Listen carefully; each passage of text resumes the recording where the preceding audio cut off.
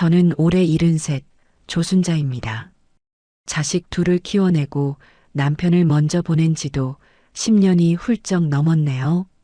이제는 다리도 예전 같지 않고 허리에서는 시큰한 통증이 떠날 날이 없어요. 그래도 명절만큼은 자식들 먹일 음식만큼은 제 손으로 해야 직성이 풀리는 어쩔 수 없는 옛날 사람인가 봅니다.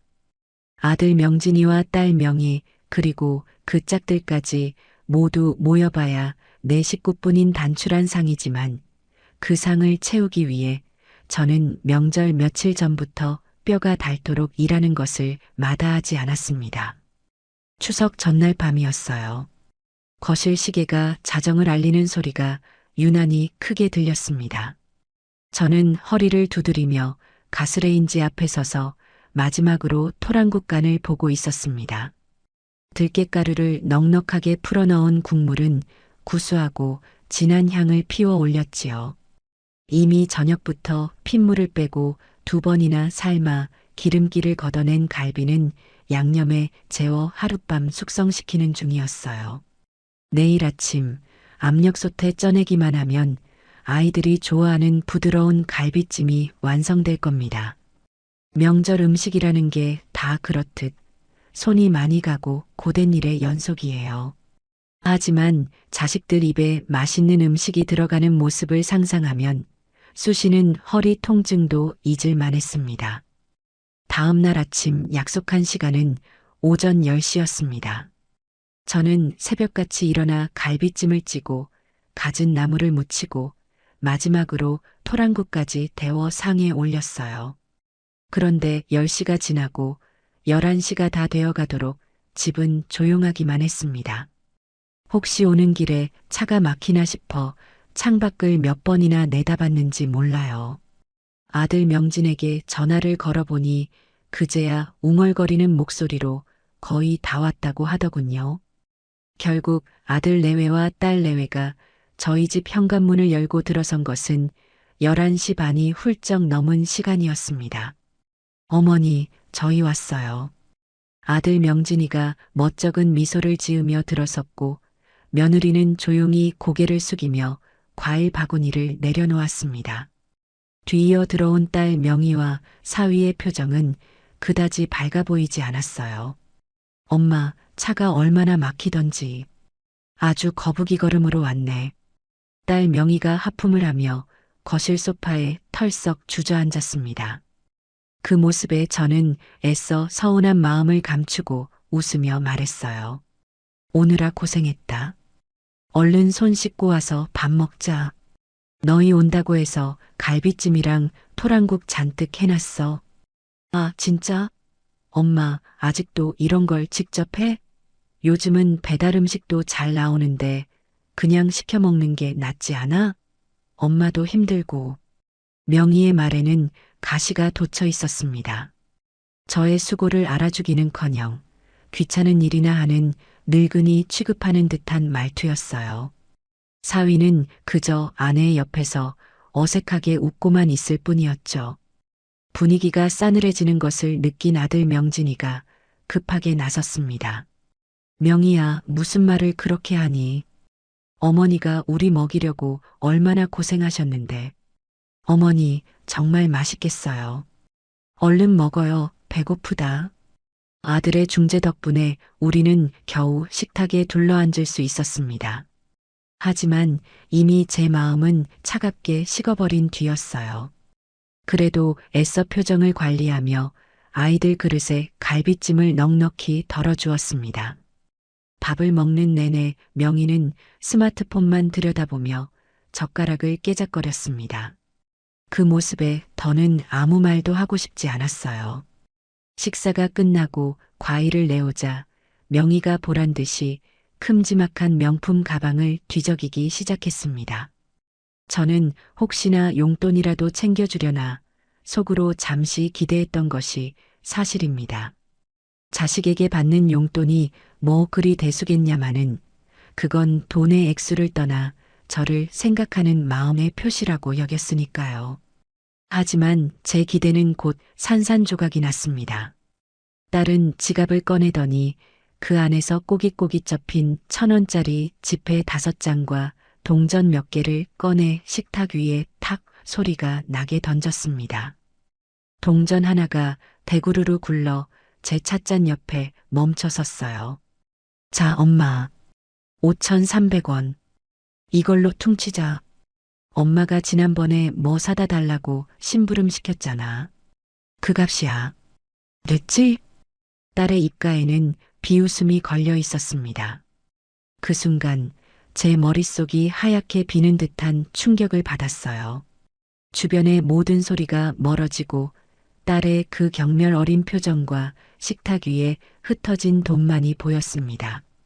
제가 언제 심부름을 시켰던가요? 기억조차 나지 않는 사소한 부탁이었을 겁니다. 그 값어치가 평생을 바쳐 키운 딸에게 고작 5,300원짜리 모욕으로 돌아온 것이었습니다. 아들 명진이가 사색이 되어 소리쳤어요. 최명희, 너 지금 뭐 하는 짓이야? 당장 엄마한테 사과드려. 그러면서 명진이는 황급히 자신의 주머니에서 하얀 봉투를 꺼내 제게 내밀었습니다. 어머니, 이거 받으세요. 명희가 철이 없어서 그래요. 봉투 안에는 빳빳한 5만 원권 4장, 20만 원이 들어 있었습니다. 하지만 그 돈이 제 눈에 들어올 리가 없었어요. 제 심장은 얼음장처럼 차가워졌고 더 이상 참을 수가 없었습니다. 저는 자리에서 일어나 식탁 위에 흩어진 5,300원과 아들이 내민 20만 원이 든 봉투를 말없이 쓸어 담았습니다. 그리고는 딸과 아들의 발치에 그 돈을 던져버렸어요. 가지고 나가라. 제 목소리는 놀랍도록 차분했습니다. 그 돈 들고 너희 둘 다 당장 이 집에서 나가요. 다시는 찾아오지 마. 저는 현관문을 활짝 열고 밖을 가리켰습니다. 명희는 얼굴이 새빨개져서 저를 쏘아보았고 아들은 어쩔 줄 몰라 하며 제 눈치만 살폈어요. 며느리와 사위는 이미 고개를 푹 숙인 채 얼어붙어 있었죠. 저는 같은 말을 반복하지 않았습니다. 그저 굳은 얼굴로 문 밖을 가리킬 뿐이었습니다. 결국 딸 내외가 먼저 도망치듯 집을 나섰고 아들 내외도 그 뒤를 따라 쫓기듯 사라졌습니다. 쾅 하고 현관문이 닫히자 집 안에는 무거운 정적만이 남았습니다. 저는 그 자리에 한참을 서서 텅 빈 거실과 김도 식어버린 음식으로 가득한 식탁을 바라보았습니다. 눈물은 나오지 않았습니다. 자식들을 내쫓고 난 뒤 저는 가장 먼저 식탁을 치우기 시작했습니다. 눈물 흘릴 새도 주저앉아 한탄할 시간도 없었어요. 분노와 슬픔을 사귀는 데에는 몸을 움직이는 것만큼 좋은 약이 없다는 것을 저는 오랜 세월을 통해 이미 알고 있었습니다. 갈비찜이 담겼던 커다란 접시, 토랑국이 담겼던 냄비, 그리고 수북하게 쌓인 그릇들을 묵묵히 개수대로 옮겼습니다. 자식들이 겨우 몇 숟갈 뜨고 만 음식들은 음식물 쓰레기통으로 쏟아부었어요. 밤새 잠도 설쳐가며 정성으로 만들었던 음식들이 역한 냄새를 풍기며 버려지는 순간 허탈함이 파도처럼 밀려왔지만 저는 이를 악물고 설거지를 계속했습니다. 그릇 부딪히는 소리만이 유일한 소음인 집안에서 저는 제 자신을 돌아보았습니다. 무엇이 잘못되었을까요? 자식들을 위해 제 모든 것을 바쳤던 것이 잘못이었을까요? 남편이 세상을 떠나고 그 빈자리를 채우기 위해 저는 더욱더 자식들에게 매달렸던 것 같아요. 행여나 아이들이 아비 없는 슬픔을 느낄까봐 다른 집보다 2배, 3배로 사랑을 쏟았다고 자부했습니다. 하지만 그 결과가 고작 5,300원짜리 경멸로 돌아온 것이라면 제 인생은 완전히 실패한 것이나 다름없었습니다. 설거지를 마치고 텅 빈 식탁을 마른 행주로 닦아내던 그때 거실 테이블 위에 놓인 스마트폰이 요란하게 울렸습니다. 딸 명희에게서 온 문자 메시지였어요. 엄마, 지금 뭐 하는 거야? 겨우 그 돈 가지고 사람을 그 지경으로 만들어? 내가 뭘 그렇게 잘못했는데? 나이 먹더니 돈만 밝히는 거야? 진짜 서운하고 어이없네. 노망 났어? 문자 메시지에 담긴 날카로운 단어들이 비수처럼 제 가슴에 박혔습니다. 저는 더 이상 답장할 기력조차 남아있지 않았어요. 그저 말없이 딸의 번호를 차단하고 메시지를 삭제했습니다. 더 이상은 상처받고 싶지 않았어요. 이 지긋지긋한 감정의 소모를 이제는 끝내야만 했습니다. 마음이 너무 복잡해서 저는 찬장 정리를 시작했습니다. 평소에는 힘들어서 미뤄두었던 일이었죠. 오래된 그릇들을 꺼내고 쓰지 않는 냄비들을 버리기 위해 찬장 깊숙한 곳까지 손을 뻗었습니다. 그때 손끝에 먼지가 뽀얗게 쌓인 낡은 나무 상자 하나가 걸렸어요. 그 상자는 남편이 살아생전에 아끼던 물건들을 넣어두던 상자였습니다. 남편이 떠난 뒤로는 한 번도 열어보지 않았던 상자였죠. 상자를 열자 쾌쾌한 묵은 냄새와 함께 남편의 흔적들이 모습을 드러냈습니다. 낡은 만년필, 빛바랜 사진 몇 장, 그리고 그 아래에 비닐 커버로 소중하게 쌓인 낡은 노트 한 권이 있었어요. 저는 조심스럽게 그 노트를 꺼내 들었습니다. 노트의 표지에는 남편의 익숙한 필체로 세상에서 가장 맛있는 순자의 밥상이라고 적혀 있었습니다. 한 장, 한 장 노트를 넘기자 제 눈에는 금세 눈물이 차올랐습니다. 그 노트는 남편이 저의 요리법을 꼼꼼하게 기록해둔 세상에 단 하나뿐인 레시피 북이었습니다. 제가 무심코 김치찌개를 끓일 때 넣던 재료의 순서부터 잡채에 들어가는 채소를 볶는 시간까지 남편은 제 어깨 너머로 본 모든 것을 세세하게 기록해 두었던 것입니다. 노트 곳곳에는 이날의 미역국은 아내가 아파서 끓여준 것. 세상에서 제일 맛있었다. 갈비찜 양념은 역시 우리 아내가 최고. 같은 남편의 사랑스러운 메모들도 가득했습니다. 노트의 마지막 장을 펼쳤을 때 저는 결국 소리내어 울고 말았습니다. 거기에는 남편이 병상에 누워있을 때 입맛이 없다던 그를 위해 제가 밤새 연구해서 만들었던 약과 레시피가 적혀 있었습니다. 그리고 그 레시피 아래 힘없는 글씨로 남편의 마지막 말이 남겨져 있었어요. 여보, 당신 손은 보물이야. 이 보물 같은 손으로 당신은 뭐든지 할 수 있을 거요. 그러니 내가 없더라도 절대로 주저앉지 마시오. 당신 자신을 위해 살아가시오. 남편은 이미 알고 있었나 봅니다. 제가 자식들에게 모든 것을 내어주고 결국에는 상처받게 될 것이라는 사실을요. 그래서 제게 이 노트를, 이 마지막 말을 유산처럼 남겨준 것이었습니다. 저는 남편의 온기가 남아있는 듯한 그 노트를 가슴에 품고 한참을 울었습니다. 실컷 울고 나니 이상하게도 마음이 편안해졌어요. 슬픔과 분노로 가득했던 제 마음에 작은 불씨 하나가 피어나는 것 같았습니다. 그래요. 이제는 더 이상 자식들을 위해 밥상을 차리지 않을 겁니다.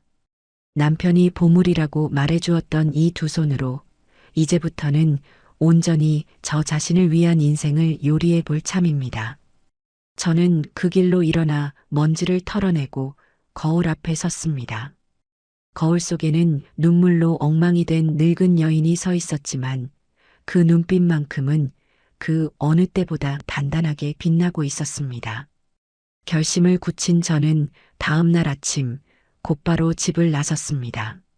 목적지는 동네 복지관이었어요.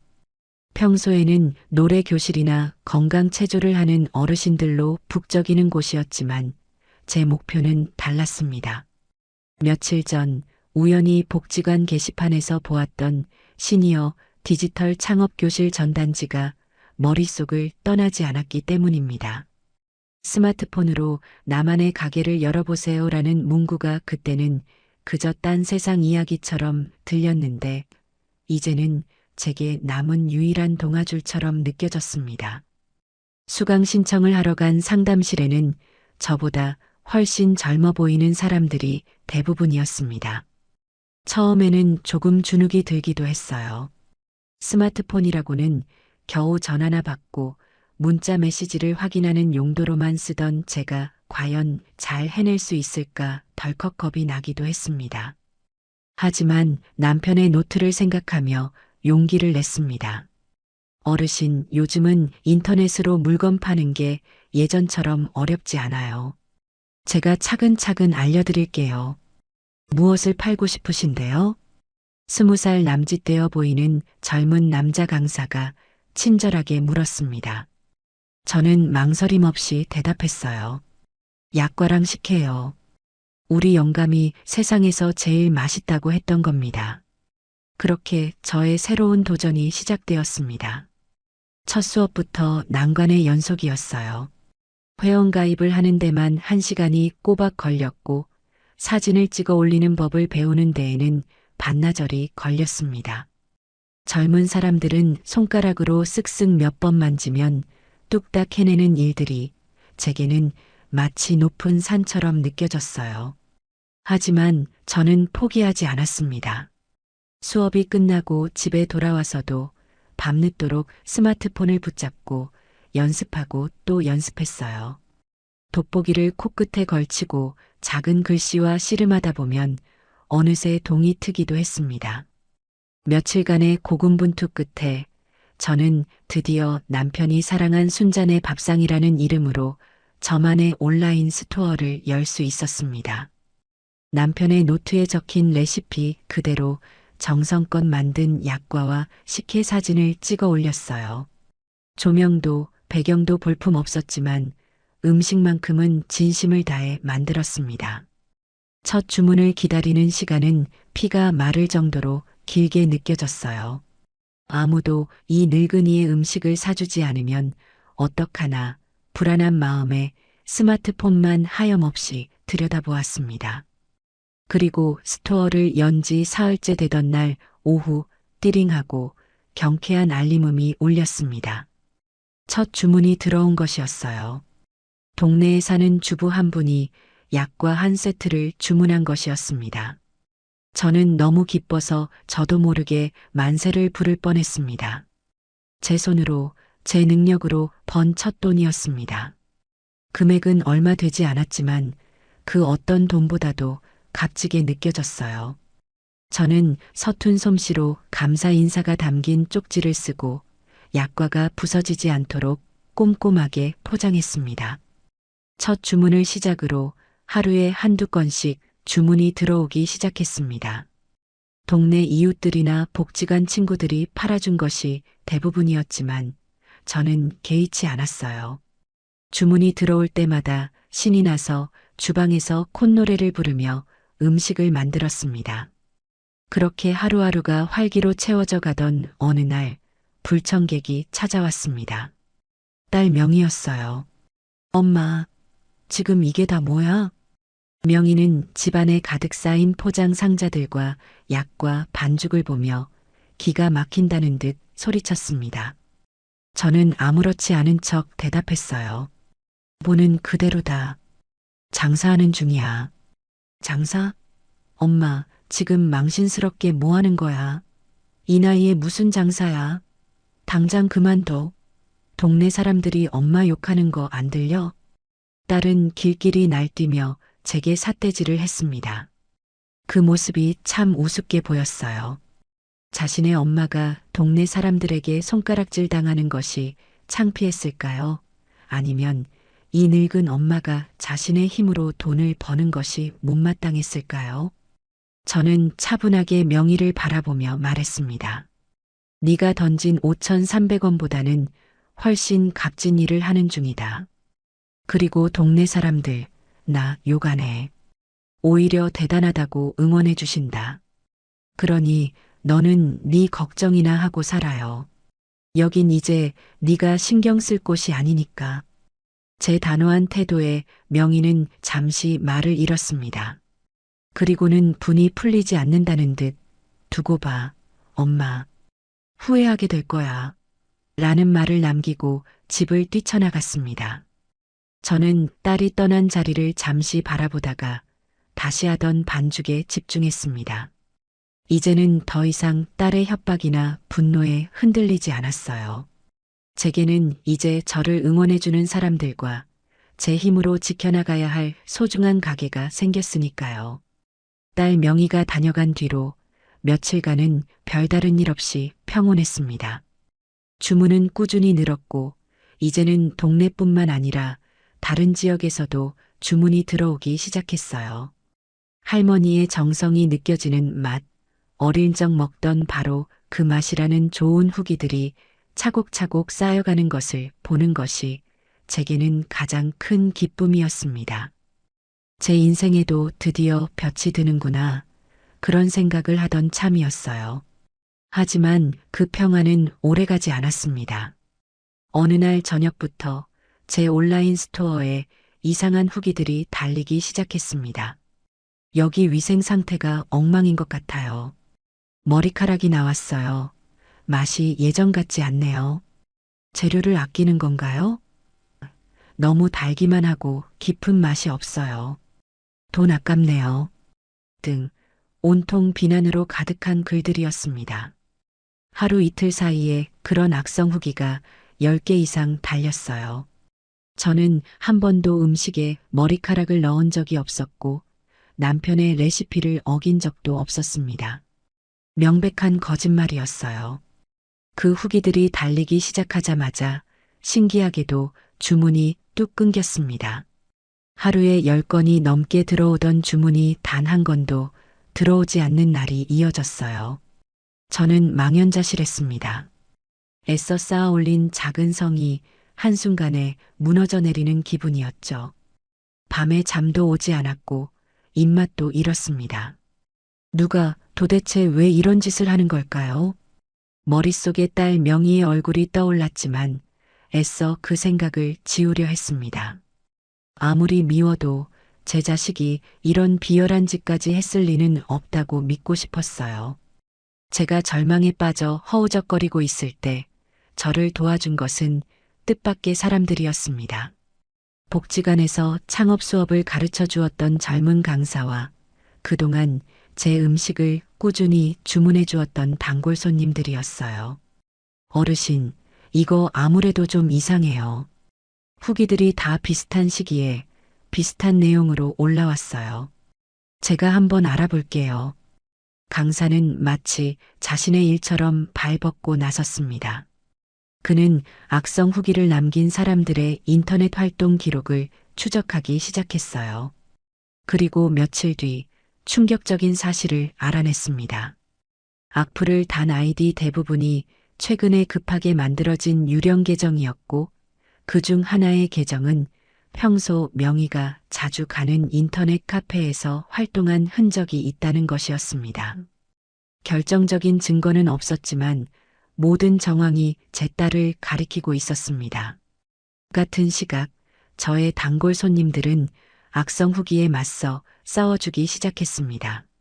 저는 여기서 몇 번이나 시켜 먹었는데 한 번도 문제된 적 없어요. 사장님 음식은 정말 깨끗하고 맛있습니다.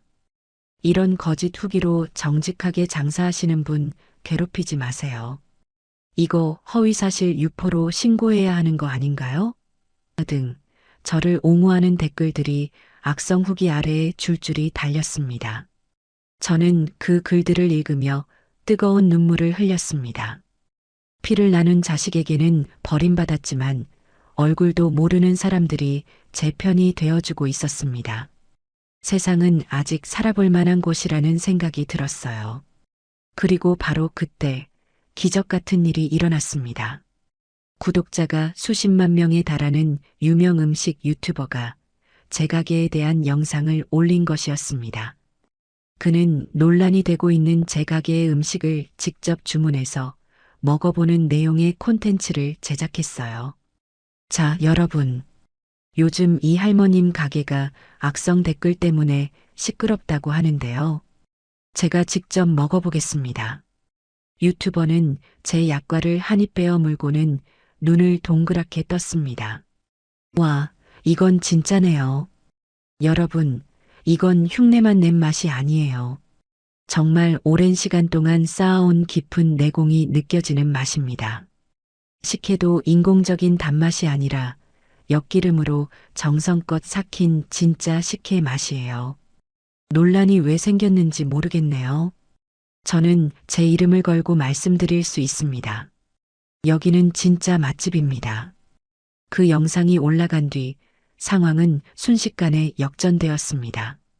영상은 하루 만에 조회수 100만 회를 넘어섰고 제 가게는 악플 테러를 이겨낸 숨겨진 장인의 가게로 순식간에 유명해졌습니다. 주문 알림은 쉴 새 없이 울렸고 하루 만에 준비한 재료가 모두 동이 날 정도였어요. 딸 명희의 비열한 공격은 오히려 제 사업에 날개를 달아준 셈이 된 것입니다. 저는 쏟아지는 주문서를 보며 남편의 노트를 다시 한번 펼쳐보았습니다. 당신 손은 보물이야. 남편의 말이 그 어느 때보다 더 큰 울림으로 제 가슴에 와닿았습니다. 저는 더 이상 외롭지 않았습니다. 유튜버의 영상이 불러온 파장은 실로 대단했습니다. 제 작은 가게는 하루아침에 전국의 주목을 받는 명소가 되었어요. 주문 전화는 쉴 새 없이 울렸고 인터넷 주문창은 열리자마자 마감되기 일쑤였습니다. 저는 더 이상 혼자서 모든 일을 감당할 수가 없게 되었어요. 결국 복지관 강사의 도움을 받아 동네 어르신 2분을 직원으로 고용하고 기존의 작은 주방으로는 어림도 없어 상가 건물 한쪽에 번듯한 작업실까지 얻게 되었습니다. 남편이 남겨준 낡은 노트 한 권으로 시작한 일이 이제는 저 혼자만의 것이 아닌 어엿한 사업체가 된 것입니다. 새로운 작업실은 환하고 넓었습니다. 커다란 스테인리스 작업대와 반짝이는 새 오븐을 들여놓던 날, 저는 직원으로 오신 할머니들과 함께 웃으며 막걸리 한 잔을 기울였습니다. 평생을 남편과 자식의 뒷바라지만 하다가 이른이 넘어 제 이름 석자를 걸고 일하게 되니 하루하루가 꿈만 같았어요. 함께 일하는 동료가 생기니 외로울 틈도 없었습니다. 우리는 서로의 쑤시는 허리를 두드려주며 약과를 만들고 지난 드라마 이야기를 하며 식혜를 포장했습니다. 웃음소리가 끊이지 않는 작업실은 제게 새로운 집이자 새로운 가족이 되어 주었습니다.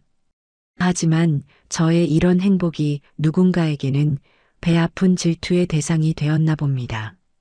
그 무렵부터 딸 명희와 사위가 제 작업실 주변을 맴돌기 시작했어요. 처음에는 그저 멀리서 기웃거리는 정도이더니 나중에는 대놓고 작업실 앞을 찾아와 저를 기다렸습니다. 엄마, 이야기 좀 해. 어느 날 퇴근길에 명희가 사위와 함께 제 앞을 막아섰습니다. 저는 굳이 피하지 않고 담담하게 물었어요. 무슨 할 말이 남았다고 찾아왔니? 엄마, 사업이 그렇게 잘 된다며? 돈도 많이 벌었다면서. 그런데 엄마 혼자만 그렇게 잘 살면 되는 거야? 자식들 생각은 안 해? 명희의 목소리에는 노골적인 시기심과 원망이 가득했습니다. 저는 기가 막혀서 헛웃음이 나왔어요. 내가 니들 생각까지 해야 할 이유가 있나? 나를 5,300원짜리로 취급하고 내 가게에 망하라고 저주를 퍼부은 게 바로 너희들이잖니. 그건 그때 일이고 엄마가 먼저 우릴 내쫓았잖아. 그리고 엄마 돈이 결국 우리 돈이지. 누구 돈이야? 어차피 나중에 다 우리한테 물려줄 거면서 뭘 그렇게 빡빡하게 굴어. 옆에 있던 사위도 거들었습니다. 장모님, 저희가 잘못했습니다. 하지만 저희도 좀 삽시다. 명희 엄마가 저렇게 성공하셨는데 저희가 이렇게 힘들게 사는 건 도리가 아니잖아요. 좀 도와주십시오. 그들의 뻔뻔함에 저는 더 이상 말을 섞고 싶지 않았습니다. 저는 차갑게 돌아섰어요. 꿈 깨거라. 너희에게 물려줄 재산은 단 1원도 없다. 그러니 앞으로는 너희 힘으로 벌어서들 살아. 다시는 찾아오지 마라. 제 단호한 거절에 딸 내외의 얼굴이 흉측하게 일그러졌습니다. 그들은 제 등 뒤에 대고 악에 바친 소리를 질렀지만 저는 한 번도 뒤돌아보지 않고 집으로 향했습니다. 그들의 탐욕이 여기서 끝이 아닐 것이라는 불길한 예감이 들었지만 저는 두렵지 않았습니다. 이제 제 곁에는 저를 지켜주는 좋은 사람들이 있었으니까요. 역시나 제 예감은 틀리지 않았습니다. 며칠 뒤 제 집으로 법원에서 보낸 등기후 편물이 하나 도착했습니다. 봉투를 뜯어본 저는 제 눈을 의심했어요. 그 안에는 성년후견 개시 심판 청구서라는 것이 들어 있었습니다. 청구인은 딸 최명희와 사위 박서준, 사건 본인, 즉 후견을 받아야 할 사람의 이름에는 제 이름 조순자가 적혀 있었습니다. 그들은 제가 고령으로 인해 정상적인 판단 능력이 결여되어 재산 관리를 제대로 할 수 없으니 자식인 자신들이 저희 법정 후견인이 되어야 한다고 주장하고 있었습니다. 제 모든 재산을 법적으로 빼앗아 가려는 그들의 마지막 발악이 시작된 것이었습니다. 청구서에는 제가 최근 갑자기 사업을 시작한 것이나 주변 사람들에게 돈을 헤프게 쓰는 것, 그리고 자식들을 이유 없이 내쫓은 것 등이 모두 판단 능력이 흐려진 증거라고 적혀 있었습니다. 어이가 없어서 웃음이 터져 나왔어요. 동시에 피가 거꾸로 솟는 듯한 분노가 치밀어 올랐습니다. 자식이라는 이름으로 어떻게 이런 짓까지 할 수 있을까요? 저는 곧바로 복지관의 젊은 강사에게 연락했습니다. 그는 서류를 보더니 이미 예상했다는 듯 침착하게 말했습니다. 어르신, 너무 걱정 마세요. 이건 상대방의 일방적인 주장일 뿐이에요. 어르신이 정상적인 판단 능력을 가지고 계시다는 것만 증명하면 아무 문제 없습니다. 제가 아는 변호사님께 바로 연락해서 도와달라고 할게요. 그의 셔츠를 입은 든든한 모습에 저는 불안했던 마음을 가라앉힐 수 있었습니다. 그래요. 이제는 더 이상 예전처럼 속수무책으로 당하기만 하던 조순자가 아니었습니다. 저는 제 인생을, 제 재산을 지키기 위해 싸울 준비가 되어 있었습니다. 그날 밤 저는 남편의 레시피 노트를 펼쳐놓고 뜬 눈으로 밤을 새웠습니다. 남편의 글씨를 보고 있자니 두려움 대신 싸워야 할 이유와 용기가 샘솟는 듯 했습니다. 며칠 뒤 저는 강사가 소개해준 변호사와 함께 법원으로 향했습니다. 가정법원에서 열리는 첫 심리기일이었어요. 복도에서 마주친 딸 명희와 사위는 마치 승리자라도 된 것처럼 의기양양한 표정으로 저를 쳐다보았습니다. 그들의 눈에는 늙고 힘없는 어머니를 상대로 손쉬운 승리를 예상하는 오만함이 가득했어요. 저는 아무런 표정 없이 그들을 지나쳐 조정실로 들어갔습니다. 어머님, 자식들이 어머님을 걱정해서 이러는 겁니다. 재산 다툼으로 비치고 싶지는 않습니다만 어머님의 건강과 재산을 안전하게 지켜드리기 위한 어쩔 수 없는 선택이었음을 이해해 주십시오. 조정실에 마주 앉자마자 상대편 변호사가 위선적인 말투로 입을 열었습니다. 딸 명희는 그 옆에서 고개를 끄덕이며 금방이라도 눈물을 흘릴 것처럼 슬픈 표정을 지어 보였어요. 맞아요, 판사님. 저희 엄마가 요즘 이상하세요. 갑자기 없던 사업을 벌이시더니 주변에 돈을 마구 뿌리고 다니세요. 저희가 걱정돼서 말리면 화만 내시고 이제는 저희를 알아보지도 못하고 내쫓기까지 하셨어요. 딸의 입에서 나오는 거짓말들을 들으며 저는 조용히 눈을 감았습니다. 저 아이를 제가 어떻게 키웠던가요? 제 모든 것을 희생하며 애지중지 키운 결과가 고작 이런 것이라니 참담한 심정이었습니다. 하지만 감상에 젖어 있을 시간은 없었어요. 조순자 씨, 따님의 말에 대해 어떻게 생각하십니까? 조정위원의 질문에 저는 천천히 입을 열었습니다. 모두 거짓말입니다. 저는 아주 건강하고 제정신입니다. 제 사업은 제 능력으로 일군 것이고 직원들에게 월급을 주는 것은 당연한 일입니다. 그리고 자식들을 내쫓은 것은 저를 더 이상 부모로 존중하지 않았기 때문입니다. 제 차분한 대답에 상대편 변호사와 딸의 얼굴에 잠시 당황한 기색이 스쳤습니다. 그들은 제가 법이라는 말 앞에서 겁을 먹고 모든 것을 포기할 것이라 생각했던 모양이에요. 제 옆에 앉은 젊은 변호사가 준비해 온 서류 뭉치를 조정위원 앞에 내밀며 말했습니다. 지금부터 사건 본인, 조순자 어르신께서 정상적인 판단 능력을 가지고 사업체를 운영하고 계시다는 증거 자료를 제출하겠습니다. 첫 번째 증거는 지난 몇 달간의 제 가게 매출 장부와 세금 납부 내역서였습니다. 꼼꼼하게 정리된 장부에는 매일의 수입과 지출이 정확하게 기록되어 있었고 세금 역시 한 푼도 밀리지 않고 성실하게 납부한 사실이 명시되어 있었어요. 어리숙한 노인네의 치기 어린 장사가 아니라 투명하고 체계적으로 운영되는 사업체임을 증명하는 자료였습니다. 이것은 어르신의 주거래 은행에서 발급받은 금융거래 내역입니다. 보시다시피 따님의 주장처럼 돈을 헤프게 쓴 내역은 어디에도 없습니다. 오히려 매달 꾸준히 수익금을 저축하고 계십니다. 두 번째 증거가 제출되자 명의의 표정이 굳어지기 시작했습니다. 하지만 진짜 반격은 이제부터가 시작이었어요. 그리고 이것은 대학병원 신경정신과에서 발급받은 조순자 어르신의 정신감정 소견서입니다. 변호사는 소견서의 중요한 부분을 큰 소리로 읽어내려갔습니다.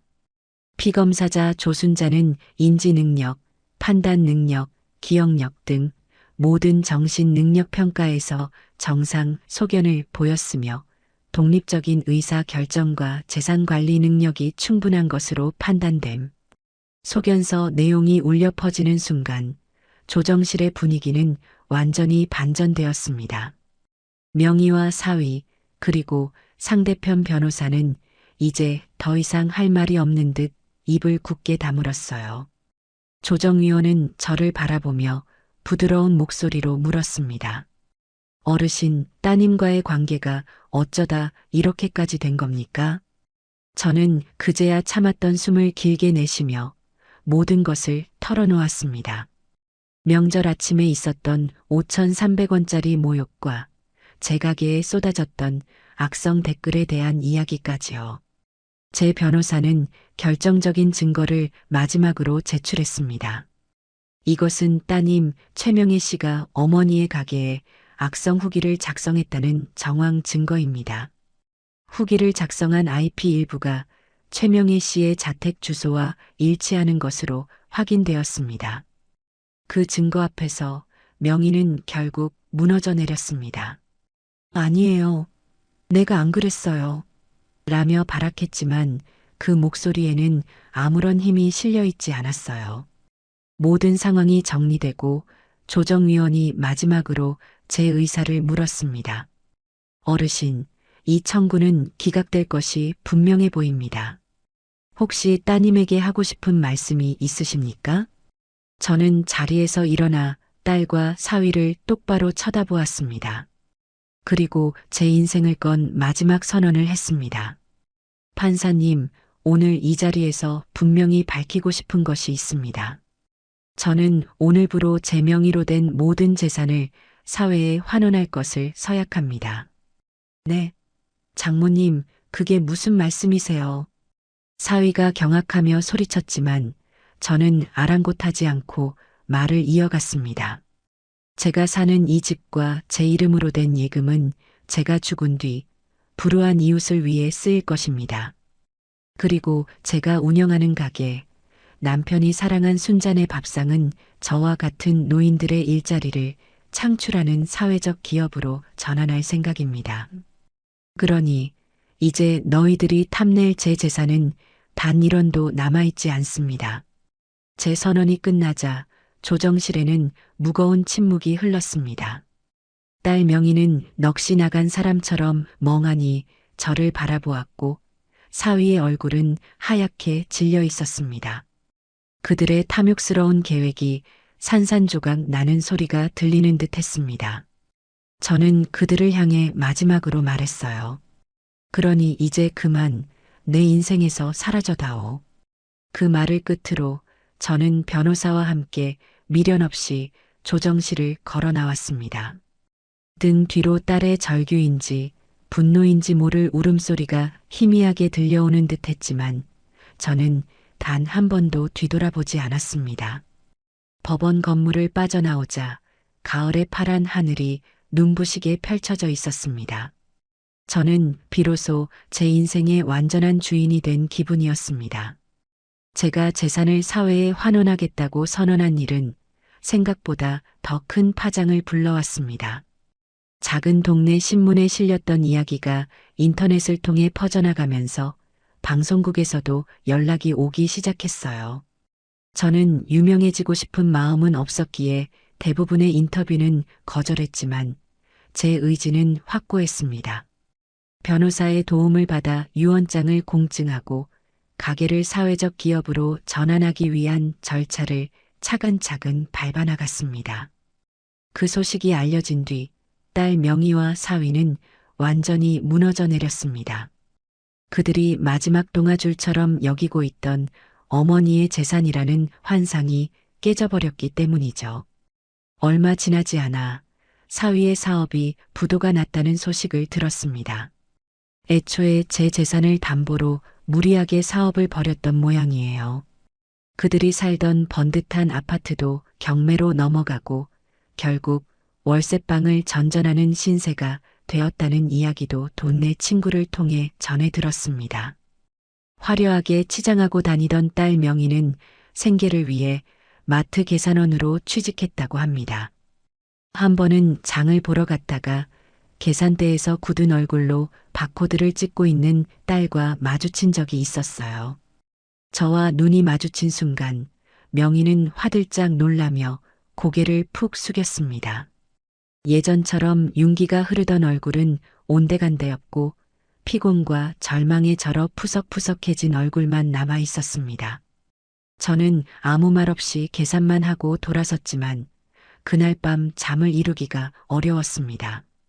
통쾌한 마음보다는 씁쓸하고 아픈 마음이 더 컸어요. 아무리 미워도 제 배 아파 낳은 자식이었으니까요. 반면에 아들 명진이에게는 작은 변화가 생겼습니다. 그동안 명희의 등살에 눌려 기 한 번 제대로 펴지 못했던 아들은 동생의 몰락을 지켜보며 무언가 깨달은 바가 있었던 것 같아요. 어느 날 저녁 아들이 작업복 차림으로 제 가게를 찾아왔습니다. 손에는 작은 음료수 한 박스를 들고 있었어요. 어머니, 일 끝나고 오는 길에 들렀어요. 직원분들이랑 같이 드세요. 아들은 제 앞에 서는 것조차 어려워하며 쭈뼛거렸습니다. 저는 아무 말 없이 아들이 내민 박스를 받아들었어요. 이게 무슨 일이야? 웬일로 찾아왔어? 그냥 어머니 얼굴 한번 뵙고 싶어서요. 저 공사 현장에서 다시 일 시작했어요. 명희 일은 정말 죄송합니다. 제가 오빠 노릇을 제대로 못해서 일이 이렇게까지 됐어요. 아들은 진심으로 미안해하는 얼굴이었습니다. 저는 아들의 손을 보았어요. 못이 박이고 군데군데 긁힌 상처가 가득한 정직하게 땀 흘려 일한 사람의 손이었습니다. 그래, 늦지 않았다. 지금부터라도 네 인생, 네 힘으로 똑바로 살면 되는 거야. 어머니, 나는 너한테 용서를 구하라는 말 안 한다. 용서는 내가 아니라 너 스스로에게 받는 거야. 부끄럽지 않게 당당하게 살아가는 모습 보여주는 거. 그것보다 더 큰 효도는 없다. 제 말에 아들은 고개를 숙인 채 조용히 눈물만 흘렸습니다. 저는 주방으로 들어가 따뜻한 식혜 한 그릇을 담아 아들에게 건넸습니다. 아들은 어린아이처럼 훌쩍이며 그 식혜를 단숨에 들이켰어요. 그날 이후로 아들은 종종 퇴근길에 가게에 들러 굳은 일을 돕고 가곤 했습니다. 무거운 밀가루 포대를 나르기도 하고 가게 앞을 깨끗하게 청소하기도 했어요. 우리는 많은 대화를 나누지는 않았지만 땀 흘려 함께 일하는 시간 속에서 깨졌던 신뢰가 아주 조금씩 천천히 회복되고 있다는 것을 느낄 수 있었습니다. 시간이 흘러 다시 추석 명절이 돌아왔습니다. 작년에 그 텅 비고 차가웠던 명절과는 모든 것이 달라져 있었어요. 남편이 사랑한 순잔의 밥상은 이제 동네의 사랑방 같은 곳이 되었습니다.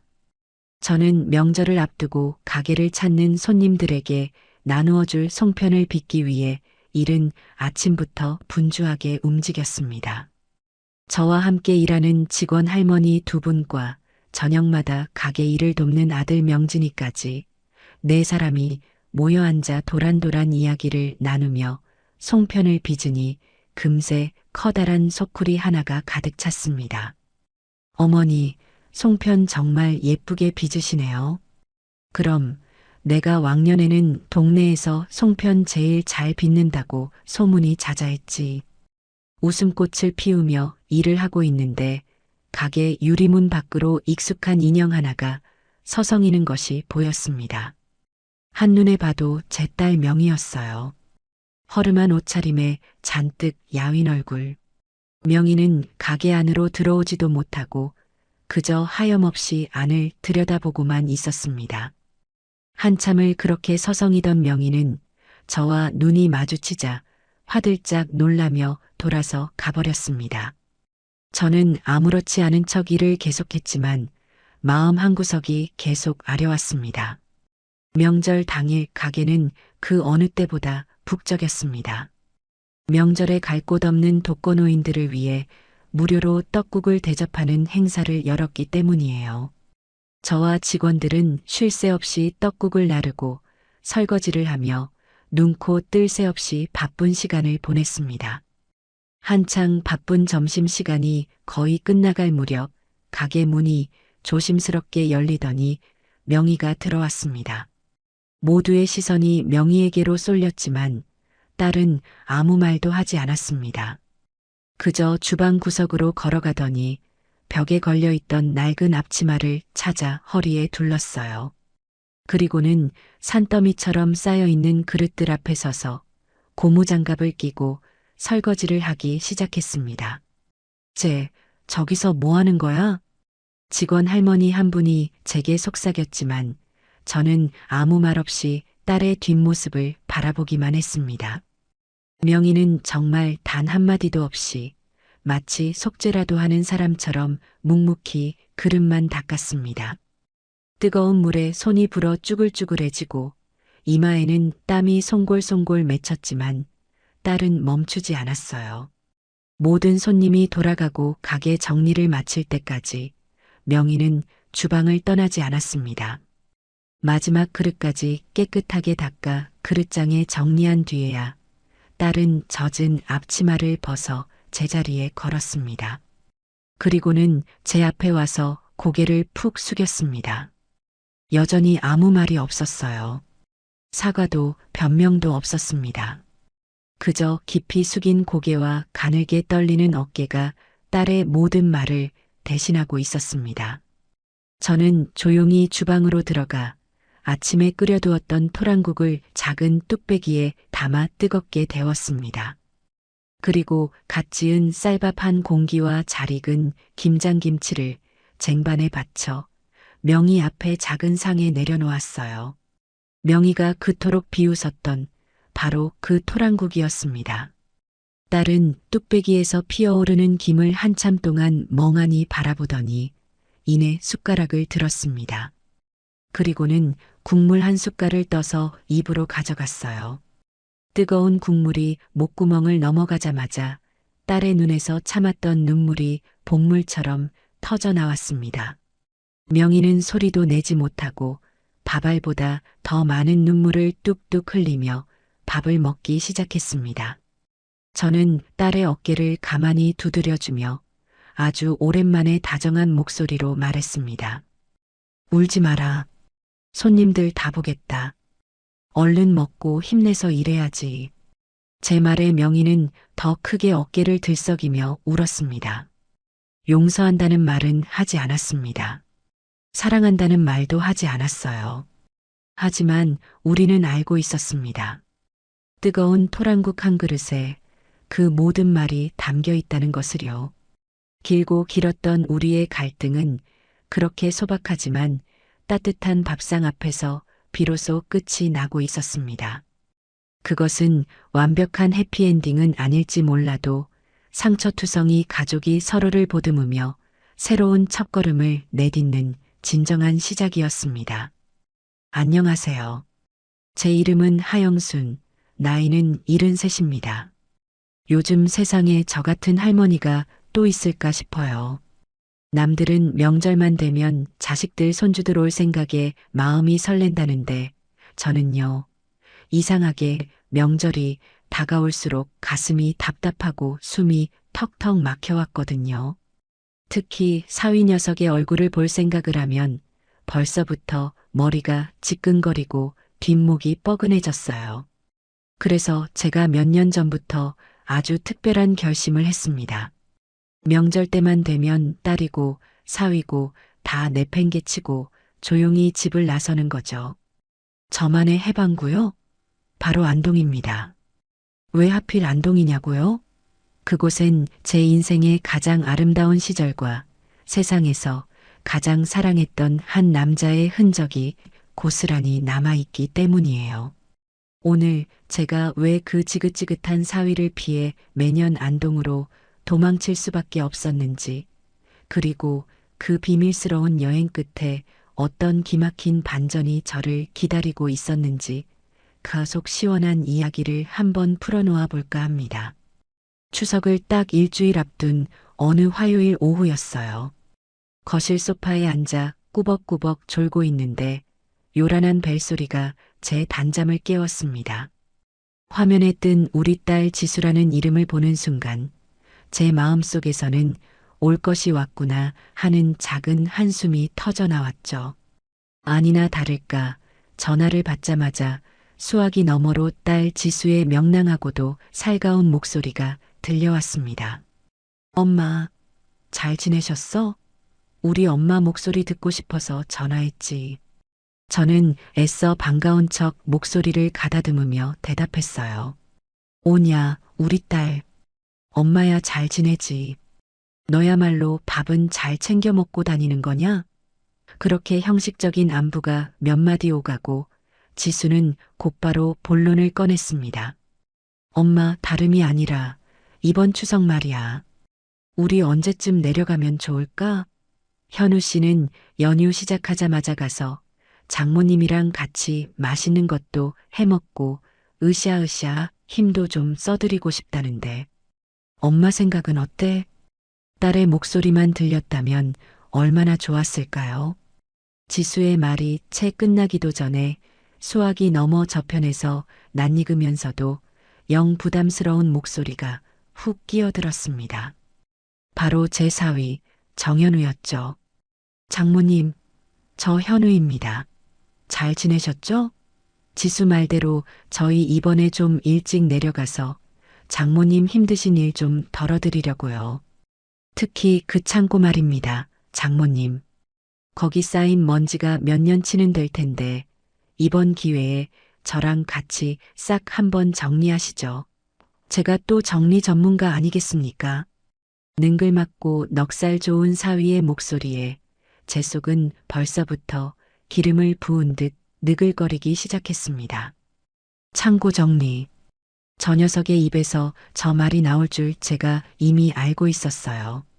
저에게는 남편과의 추억이 깃든 보물 창고가 저 녀석의 눈에는 그저 먼지 쌓인 고물 창고 혹은 돈 될 만한 물건들이 숨겨진 노다지 창고로만 보였을 테니까요. 저는 애써 불쾌한 기색을 감추고 최대한 평온한 목소리로 대답했습니다. 아이고, 정서방. 마음만도 고맙네. 하지만 창고는 무슨. 너희들 오면 내가 맛있는 거나 실컷 해줘야지. 올 때 힘들 테니 명절 전날 저녁에나 맞춰서 천천히 오려무나. 전화를 끊고 저는 한동안 소파에 멍하니 앉아 있었습니다. 사위 녀석의 창고 정리하시죠. 라는 말이 귓가에 맴돌며 제 평화로운 일상을 뒤흔들고 있었죠. 저는 조용히 자리에서 일어나 제 방으로 들어갔습니다. 그리고는 서랍 깊숙한 곳에 넣어두었던 스마트폰을 꺼내 들었어요. 잠시의 망설임도 없이 저는 곧장 KTX 예매 어플을 열었습니다. 출발지는 서울, 도착지는 안동. 날짜는 명절 이틀 전 새벽. 제 손가락은 마치 오랫동안 연습이라도 한 듯 익숙하고 능숙하게 예매 버튼을 눌렀습니다. 예매가 완료되었습니다. 라는 문구를 확인하는 순간 꽉 막혔던 제 숨통이 비로소 시원하게 트이는 기분이었습니다. 그래, 올해도 떠나는 거다. 지긋지긋한 명절과 속물 같은 사위를 피해서 나만의 해방구, 나만의 안식처인 안동으로 말이에요. 이것이 바로 지난 몇 년간 명절마다 반복되어 온 저만의 비밀스럽고도 유쾌한 탈출 계획이었습니다. 다음 날부터 저는 비밀 작전을 수행하듯 여행 준비를 시작했습니다. 딸 내외의 눈을 피해야 했기에 모든 것은 은밀하고 조용하게 이루어졌죠. 저는 옷장 깊숙한 곳에 숨겨두었던 낡은 여행 가방을 꺼냈습니다. 그리고 그 안에 옷가지 대신 제게는 세상 그 무엇과도 바꿀 수 없는 소중한 보물들을 하나씩 채워 넣기 시작했어요. 가장 먼저 챙긴 것은 세상을 먼저 떠난 제 남편의 손때가 묻은 낡은 조각칼 세트였습니다. 나무를 깎고 다듬을 때 쓰던 그 칼들은 날이 무뎌진 지 오래였지만 제게는 남편의 거칠고 따뜻했던 손길을 느낄 수 있는 유일한 유품이었죠. 그리고 남편이 생전에 마지막으로 만들었던 주먹만한 크기의 작은 목각 인형 하나를 부드러운 천에 감싸 가방에 넣었습니다. 웃고 있는 아이의 모습을 띤 그 인형은 남편이 그토록 보고 싶어 했던 첫 손주의 모습을 상상하며 만든 것이었어요. 마지막으로 빛바랜 흑백 사진 몇 장을 챙겼습니다. 풋풋한 20살의 저와 남편이 안동 월영교 위에서 수줍게 손을 잡고 찍은 사진, 그리고 남편이 자신의 작은 공방에서 작품에 열중하고 있는 모습을 제가 몰래 찍은 사진이었죠.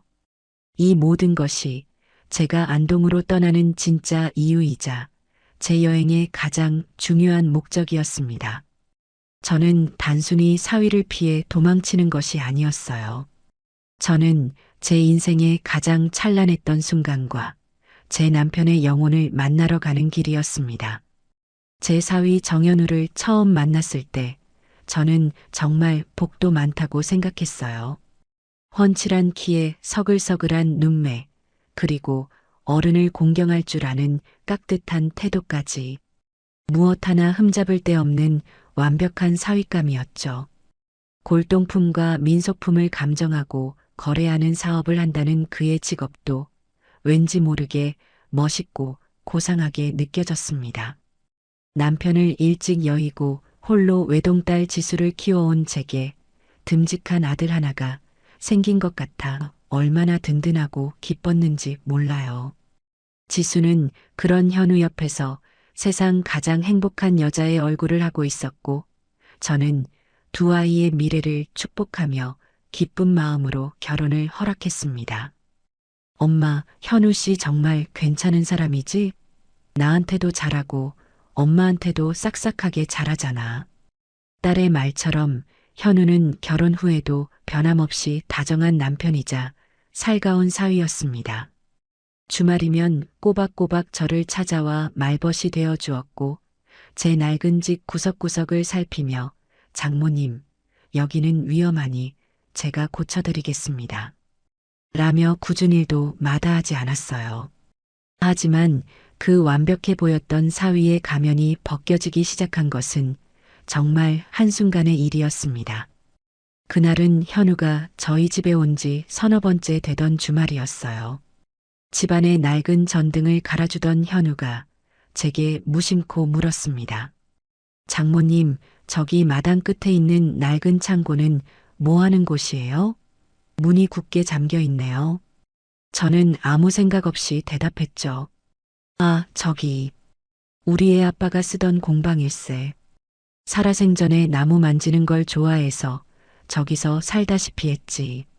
지금은 그냥 애 아빠 물건들 넣어두는 창고로 쓰고 있고, 제 말에 현우의 눈이 미묘하게 반짝이는 것을 저는 미처 알아채지 못했습니다. 그러세요? 장인어른께서 손재주가 좋으셨나 보네요. 궁금한데 제가 한번 구경해도 될까요, 장모님? 저는 그의 순수한 호기심을 의심하지 않고 기꺼이 녹슨 열쇠 꾸러미를 들고 그를 창고로 데려갔습니다. 삐거덕하는 소리와 함께 무거운 창고 문이 열리는 순간 켜켜이 쌓인 먼지와 짙은 나무 냄새가 우리를 맞았습니다. 창고 안은 수십 년의 세월이 멈춘 듯 남편이 살아생전 쓰던 모습 그대로였어요. 벽에는 온갖 종류의 연장들이 가지런히 걸려 있었고 한쪽 구석에는 미처 완성되지 못한 나무 조각들과 남편이 직접 깎아 만든 수십 개의 크고 작은 목각 인형들이 먼지를 뒤집어 쓴 채 놓여 있었습니다. 저는 남편에 대한 그리움에 잠시 마음이 아련해졌죠. 그런데 제 옆에 서 있던 사위 현우의 반응은 제 예상과는 전혀 달랐습니다. 그는 창고 안을 둘러보며 감탄이나 추억에 젖는 대신 마치 돈 되는 물건을 찾아 헤매는 매의 눈으로 먼지 쌓인 작품들을 훑어보기 시작했어요. 그리고는 제게 돌아서서 아주 진지하고도 은밀한 목소리로 말했습니다. 장모님, 이거 그냥 썩히기에는 너무 아까운 물건들 같은데요. 혹시 모르니 제가 아는 전문가 한번 불러서 이게 돈이 될 만한 물건들인지 값이라도 한번 매겨드릴까요? 그 말을 듣는 순간 제 머릿속이 띵하고 울리는 것 같았습니다. 제게는 남편의 땀과 눈물 그리고 영혼이 깃든 이 신성한 공간이 사위의 눈에는 그저 돈이 될 만한 물건들이 쌓여 있는 곳으로밖에 보이지 않았던 겁니다. 저는 그 순간 이 아이의 서글서글한 미소 뒤에 숨겨진 차가운 속물 근성을 보았습니다. 저는 애써 불쾌감을 누르고 단호하게 말했죠. 아니, 괜찮네. 이건 돈으로 값을 매길 수 있는 물건들이 아니야.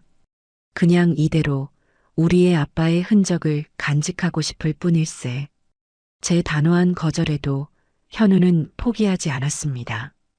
그날 이후 그는 저희 집에 올 때마다 교묘하게 창고 이야기를 꺼내며 제 속을 긁기 시작했어요. 장모님, 그 창고 말입니다. 저렇게 방치해두면 나무가 썩거나 벌레가 먹을 수도 있어요. 제가 아는 박물관 관장님이 있는데 좋은 값에 사들릴 수도 있다고요. 장모님, 요즘 경기도 어려운데 저거 팔아서 지수랑 해외여행이라도 한번 다녀오시는 건 어떠세요? 그의 집요한 회유에 저는 점점 더 사위를 만나는 것이 불편하고 부담스러워지기 시작했습니다. 더 저를 속상하게 했던 것은 바로 제 딸 지수의 태도였습니다. 저는 어느 날 딸에게 조심스럽게 속마음을 털어놓았어요.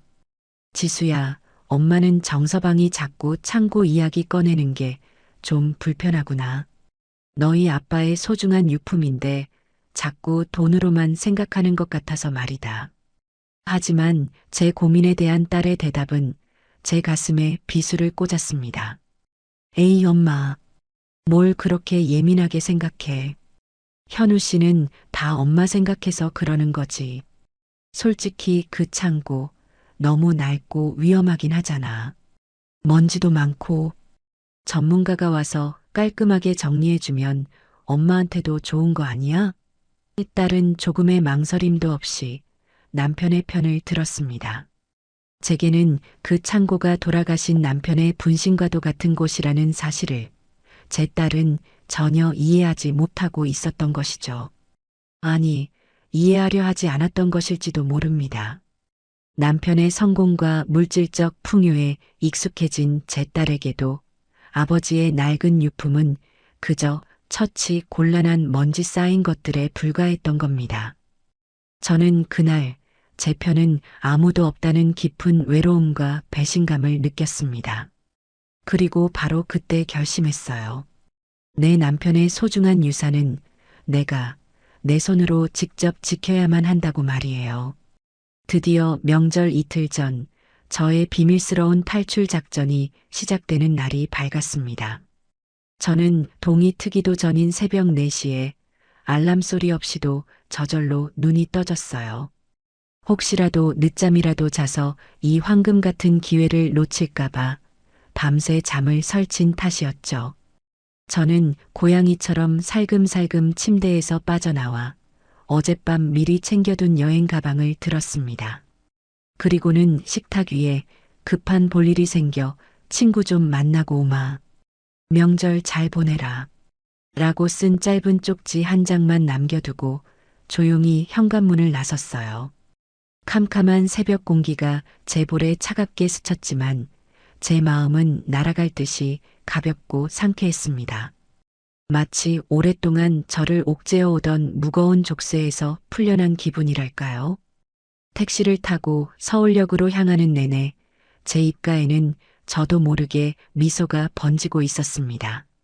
안동행 KTX에 몸을 싣고 기차가 서서히 서울 도심을 빠져나가기 시작하자 비로소 제 마음에도 진정한 평화가 찾아왔습니다. 차창 밖으로 빠르게 스쳐 지나가는 익숙한 풍경들을 바라보며 저는 앞으로 며칠 동안 누리게 될 완벽한 자유를 상상했어요. 잔소리하는 딸도 없고 틈만 나면 창고를 노리는 사위도 없는 곳. 오롯이 저 자신과 그리고 제 남편과의 추억에만 집중할 수 있는 시간. 그것이 바로 제가 매년 이 여행을 손꼽아 기다리는 이유였습니다. 2시간이 조금 넘어 기차는 마침내 안동역에 도착했습니다. 플랫폼에 발을 내딛는 순간 안동 특유의 맑고 상쾌한 공기가 제 폐부 깊숙이 들어왔어요. 저는 큰 숨을 한번 들이쉬며 살 것 같다 하고 나직이 움츠렸습니다. 서울의 답답한 공기와는 비교도 할 수 없는 제 영혼을 치유해주는 듯한 공기였죠. 저는 곧장 택시를 타고 제가 매년 묵는 고즈넉한 한옥 게스트하우스로 향했습니다. 주인 할머니는 또 왔냐며 마치 친정어머니처럼 저를 반갑게 맞아주셨어요. 짐을 풀고 나니 어느덧 점심시간이 훌쩍 지나 있었습니다.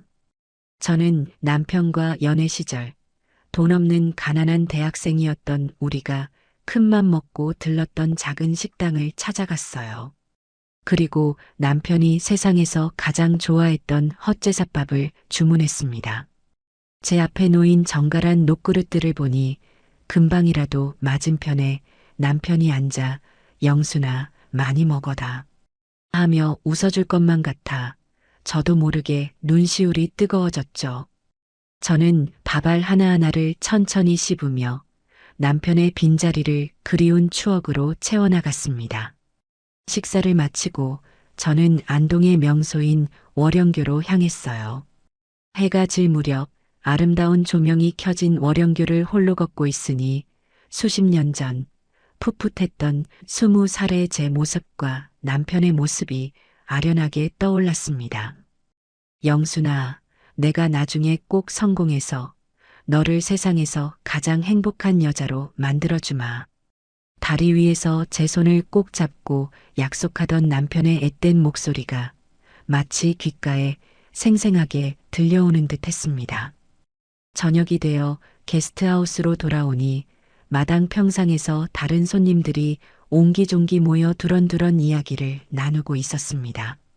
저는 조용히 방으로 들어가려는데 그중 한 청년이 제 손에 들린 낡은 조각칼 가방을 보고는 자리에서 벌떡 일어나 제게 다가왔어요. 어르신, 죄송하지만 잠시 그것 좀 볼 수 있을까요? 앳된 얼굴의 그 청년은 자신을 민속학을 공부하는 대학원생 김민준이라고 소개했습니다. 저는 별 생각 없이 그에게 조각할 가방을 건넸어요. 민준 씨는 마치 귀한 보물이라도 다루듯 조심스러운 손길로 가방을 열어 낡은 조각칼들을 하나씩 살펴보았습니다. 그리고는 감탄사를 연발하며 어르신, 이건 정말 귀한 물건인데요. 요즘에는 이런 식으로 손수 당금질해서 만든 조각칼을 찾아보기 정말 어렵습니다. 혹시 어르신께서 직접 사용하시던 건가요? 하고 물었습니다. 저는 그에게 돌아가신 제 남편의 유품이라고 담담하게 대답해 주었죠. 제 말에 그는 더욱 큰 관심을 보이며 제 남편에 대해 이것저것 묻기 시작했습니다. 저는 그에게 남편이 평생을 이름 없는 목각 인형 작가로 살다 갔다는 이야기를 들려주었어요. 제 이야기를 듣는 내내 그의 눈은 존경심과 호기심으로 반짝이고 있었습니다. 우리는 그날 밤 꽤 오랫동안 평상에 앉아 제 남편의 삶과 예술에 대한 이야기를 나누었습니다. 그렇게 안동에서의 평화로운 하룻밤이 지나고 드디어 지긋지긋한 명절 당일이 밝았습니다. 저는 아침 일찍 일어나 휴대폰을 아예 무음으로 바꿔놓고 게스트하우스를 나섰어요. 오늘은 그 누구의 방해도 받지 않고 오롯이 저만의 시간을 보내리라 다짐했죠. 하지만 제 그런 다짐은 그리 오래가지 못했습니다. 안동 시내의 한 찻집에 앉아 여유롭게 쌍화차를 마시고 있는데 주머니 속 휴대폰이 미친 듯이 진동하기 시작했어요. 화면을 보니 역시나 딸 지수였습니다. 받지 않고 버티기를 수십 번, 결국 저는 포기하고 전화를 받을 수밖에 없었습니다. 엄마, 도대체 어디야? 친구 만나러 간다더니 왜 전화도 안 받고 사람을 이렇게 걱정시켜? 수화기 너머로 들려오는 딸의 목소리는 거의 울음에 가까웠습니다. 저는 일부러 아무렇지 않은 척 태연하게 대답했죠. 어머, 우리 딸. 명절인데 바쁘지 않고 엄마한테 전화도 다 했네. 나야 친구랑 잘 있지. 너희야말로 맛있는 거 많이 먹고 명절 잘 보내고 있는 거냐? 제 여유로운 대답에 딸은 더욱 속이 타는 듯 했습니다. 엄마, 지금 그게 문제야? 아침부터 엄마가 없어져서 온 집안이 발칵 뒤집혔다고. 아빠 재산은 어떡하고 친척들은 또 뭐라고 하셔. 바로 그때였어요.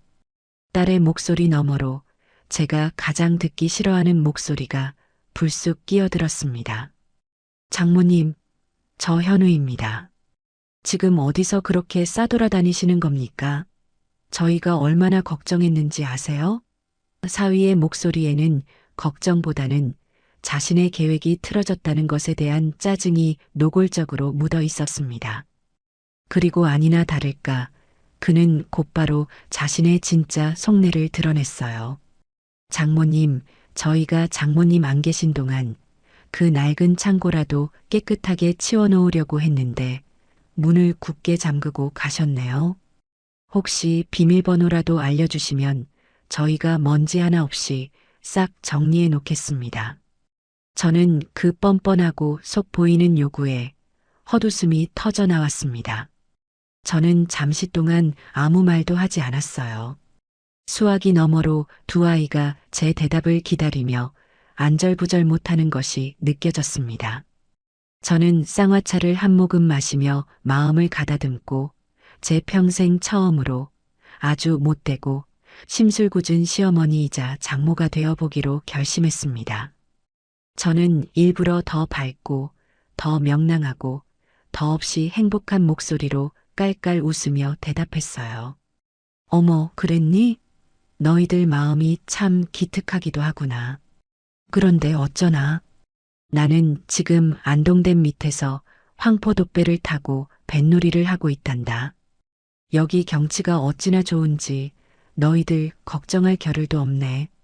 창고는 무슨 내가 돌아갈 때까지 손끝 하나 대지 말고 너희는 너희끼리 명절이나 잘 보내려무나. 그리고는 두 아이가 무어라 더 말할 틈도 주지 않고 보란 듯이 통화 종료 버튼을 눌러버렸습니다. 휴대폰 전원을 완전히 꺼버리고 나니 세상이 다 제 것인 양 그렇게 시원하고 통쾌할 수가 없었어요. 저는 찻집 창밖으로 보이는 안동의 가을 하늘을 바라보며 아주 오랜만에 소리내어 웃었습니다. 그렇게 사위 녀석에게 보란 듯이 전화를 끊어버리고 나니 속이 다 후련했습니다. 하지만 통쾌함도 잠시 제 마음 한구석에는 씁쓸함이 차올랐어요. 명절날 가족과 함께 있지는 못할 망정 이렇게 멀리까지 도망쳐 나와 전화로 신랑이를 버려야 하는 제 신세가 처량하게 느껴졌기 때문이죠. 저는 남은 쌍화차를 마저 비우고 복잡한 마음을 달래기 위해 게스트하우스로 돌아왔습니다. 널찍한 툇마루에 걸터 앉아 가방에서 남편이 만든 작은 목각 인형을 꺼내 손으로 부드럽게 쓸어보았어요. 그러자 제 마음을 어지럽히던 모든 상념들이 거짓말처럼 가라앉고 평온이 찾아왔습니다. 바로 그때였어요. 어르신, 여기 계셨군요. 어제 만났던 젊은 대학원생 김민준 씨가 제 곁으로 다가와 조심스럽게 말을 걸었습니다. 어르신, 혹시 어제 보여주셨던 조각칼 말고 장인어른께서 만드신 다른 작품도 제가 볼 수 있을까요?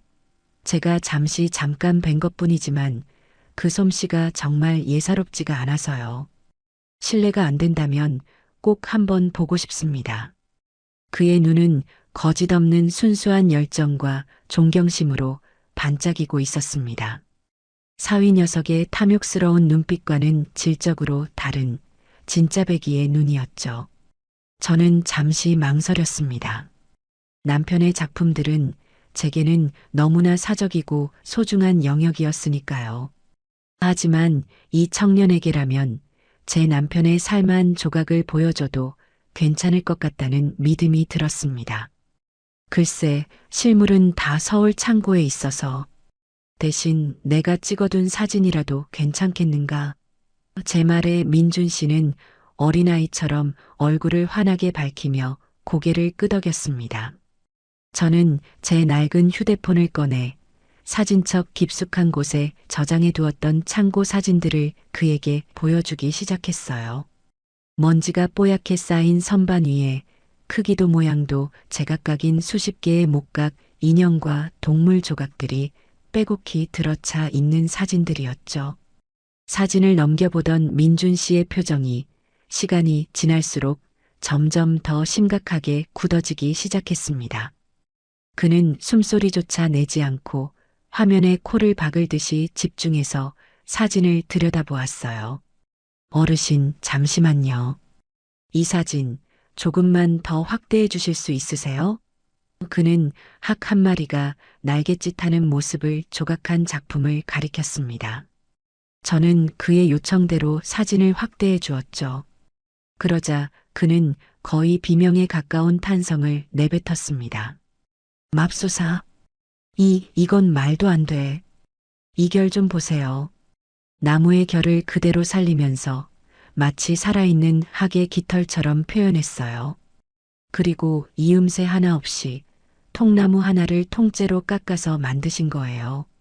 이런 기법은 그는 흥분을 감추지 못하고 한동안 말을 잇지 못했습니다. 그리고는 제 손을 덥석 잡으며 떨리는 목소리로 물었어요. 어르신, 정말 죄송하지만 이 작품들을 만드신 장인어른의 성함이 어떻게 되시는지 여쭤봐도 될까요? 저는 그의 갑작스러운 행동에 조금 놀랐지만 이내 남편의 이름을 담담하게 말해주었습니다. 제 대답을 들은 민준 씨는 마치 믿을 수 없는 이야기를 들은 사람처럼 얼굴이 하얗게 질려버렸어요. 역시 그랬군요. 그는 혼잣말처럼 중얼거리더니 제게 그동안 자신이 연구해왔던 놀라운 이야기를 들려주기 시작했습니다. 그의 말에 따르면 제 남편은 수십 년 전 한국 현대 목공예계의 혜성처럼 나타났다가 어느 날 갑자기 모든 활동을 중단하고 홀연히 사라져버린 비운의 천재 장인이었습니다. 그의 작품은 기존의 전통적인 기법을 따르면서도 그 누구도 흉내낼 수 없는 독창적이고 현대적인 미학을 담고 있어 당시 학계에 엄청난 주목을 받았다고 해요. 하지만 그는 세상의 관심과 명예를 부담스러워했고 결국 모든 것을 뒤로하고 홀로 작업에만 몰두하는 삶을 택했던 겁니다. 남아있는 작품이 단 한 점도 없고 그를 기억하는 사람도 거의 없어 이제는 학계에서만 얼굴 없는 장인이라는 별명으로 전설처럼 전해져 내려오는 인물이라고 했습니다. 저는 민준 씨의 이야기를 들으며 온몸에 소름이 돋는 것을 느꼈습니다. 제 남편이 그저 나무 만지는 것을 좋아했던 무뚝뚝하고 과묵했던 내 남편이 그런 대단한 사람이었다니요. 민준 씨는 제 휴대폰을 돌려주며 거의 애원하는 목소리로 말했습니다. 어르신, 이 창고는 단순한 창고가 아닙니다. 이건 한국 현대 공예사의 잃어버린 한 페이지를 찾을 수 있는 살아있는 보물창고예요. 이건 돈의 문제가 아닙니다. 어르신. 이건 우리가 반드시 지켜내고 세상에 알려야만 하는 소중한 문화유산입니다. 제발 제가 도울 수 있게 허락해 주세요. 그의 진심 어린 외침에 제 마음속에서는 무언가 뜨거운 것이 울컥하고 솟아올랐습니다. 그동안 사위 녀석에게 시달리며 느꼈던 서름과 분노가 이 젊은 청년의 진심 앞에서 눈 녹듯이 사라지고 가자리에 남편에 대한 자랑스러움과 긍지가 차오르기 시작했어요. 저는 그날 제 남편의 유산을 지키기 위한 아주 중요한 결심을 하게 되었습니다. 명절 연휴가 끝나고 저는 새로운 결심과 함께 서울로 돌아왔습니다. 안동에서 보낸 며칠 동안 민준 씨는 제게 남편의 작품 세계가 얼마나 위대한 것인지 그리고 그것을 지켜내는 것이 얼마나 중요한 일인지에 대해 열정적으로 설명해 주었어요. 저는 더 이상 사위 녀석의 탐욕을 피해 도망 다니는 나약한 늙은이가 아니었습니다. 저는 이제 위대한 예술가의 유산을 지키는 단 한 사람이자 가장 강력한 수호자였죠. 집에 돌아오자마자 저는 창고 문에 육중한 자물쇠를 하나 더 채웠습니다. 그리고 혹시 모를 사태에 대비해 창고 근처에 작은 감시 카메라도 하나 설치했어요.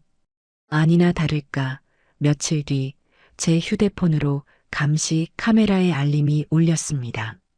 화면을 확인해 보니 사위 현우가 낯선 남자 한 명을 데리고 와 제 창고 문 앞에서 서성이고 있는 모습이 보였어요. 그 남자는 자물쇠를 이리저리 만져보며 문을 딸 수 있는지 살펴보는 듯 했습니다. 저는 그 즉시 집으로 달려갔어요. 제가 집에 도착했을 때 현우는 그 낯선 남자와 함께 창고 문을 억지로 열려고 낑낑대고 있었습니다. 제 기척을 느끼고 돌아선 두 사람의 얼굴에는 당혹감이 역력했죠. 지금 내 집에서 무슨 짓들을 하고 있는 거야? 제 불호령에 현우가 뻔뻔하게도 웃으며 둘러댔습니다. 아이고, 장모님. 오셨어요? 마침 창고 문이 낡아서 삐걱거리길래 제가 잘 아는 수리 기사님 모시고 와서 손 좀 봐드리려고 했죠. 저는 기가 막혀 헛웃음을 쳤습니다. 수리? 내가 보기엔 문을 부수려고 하는 것 같은데. 당장 내 집에서들 나가. 저는 두 사람을 호통쳐서 내쫓았습니다. 딸 지수는 옆에서 어쩔 줄 몰라 하며 엄마 미안해. 현우 씨가 그냥 전문가한테 한번 보여주기만 하자고 해서 라며 발만 동동 굴렀어요. 저는 그런 딸을 차갑게 외면했습니다. 그날 이후 우리 집에는 냉랭한 기운만이 감돌았죠. 며칠 뒤 약속대로 민준 씨가 저희 집으로 찾아왔습니다. 그의 옆에는 희끗희끗한 머리에 기품 있는 인상을 가진 노신사 한 분이 함께였어요. 민준 씨는 그분을 자신의 지도 교수이자 국내 최고의 권위를 자랑하는 민속학 박사님이라고 제게 소개했습니다. 저는 두 사람을 창고로 안내했어요. 창고 문이 열리고 수십 년간 잠들어 있던 남편의 작품들이 세상에 다시 모습을 드러내는 순간, 박사님은 입구에 멈춰 서서 한동안 아무 말도 하지 못했습니다. 그는 마치 신성한 공간에 들어선 순례자처럼 경건한 표정으로 창고 안을 둘러보았어요. 그리고는 가장 가까이에 있던 작은 나무 기러기상 앞으로 다가가 조심스럽게 그것을 손에 들고 감탄사를 내뱉었습니다. 세상에, 이게 바로 전설로만 듣던 그분의 작품이군요.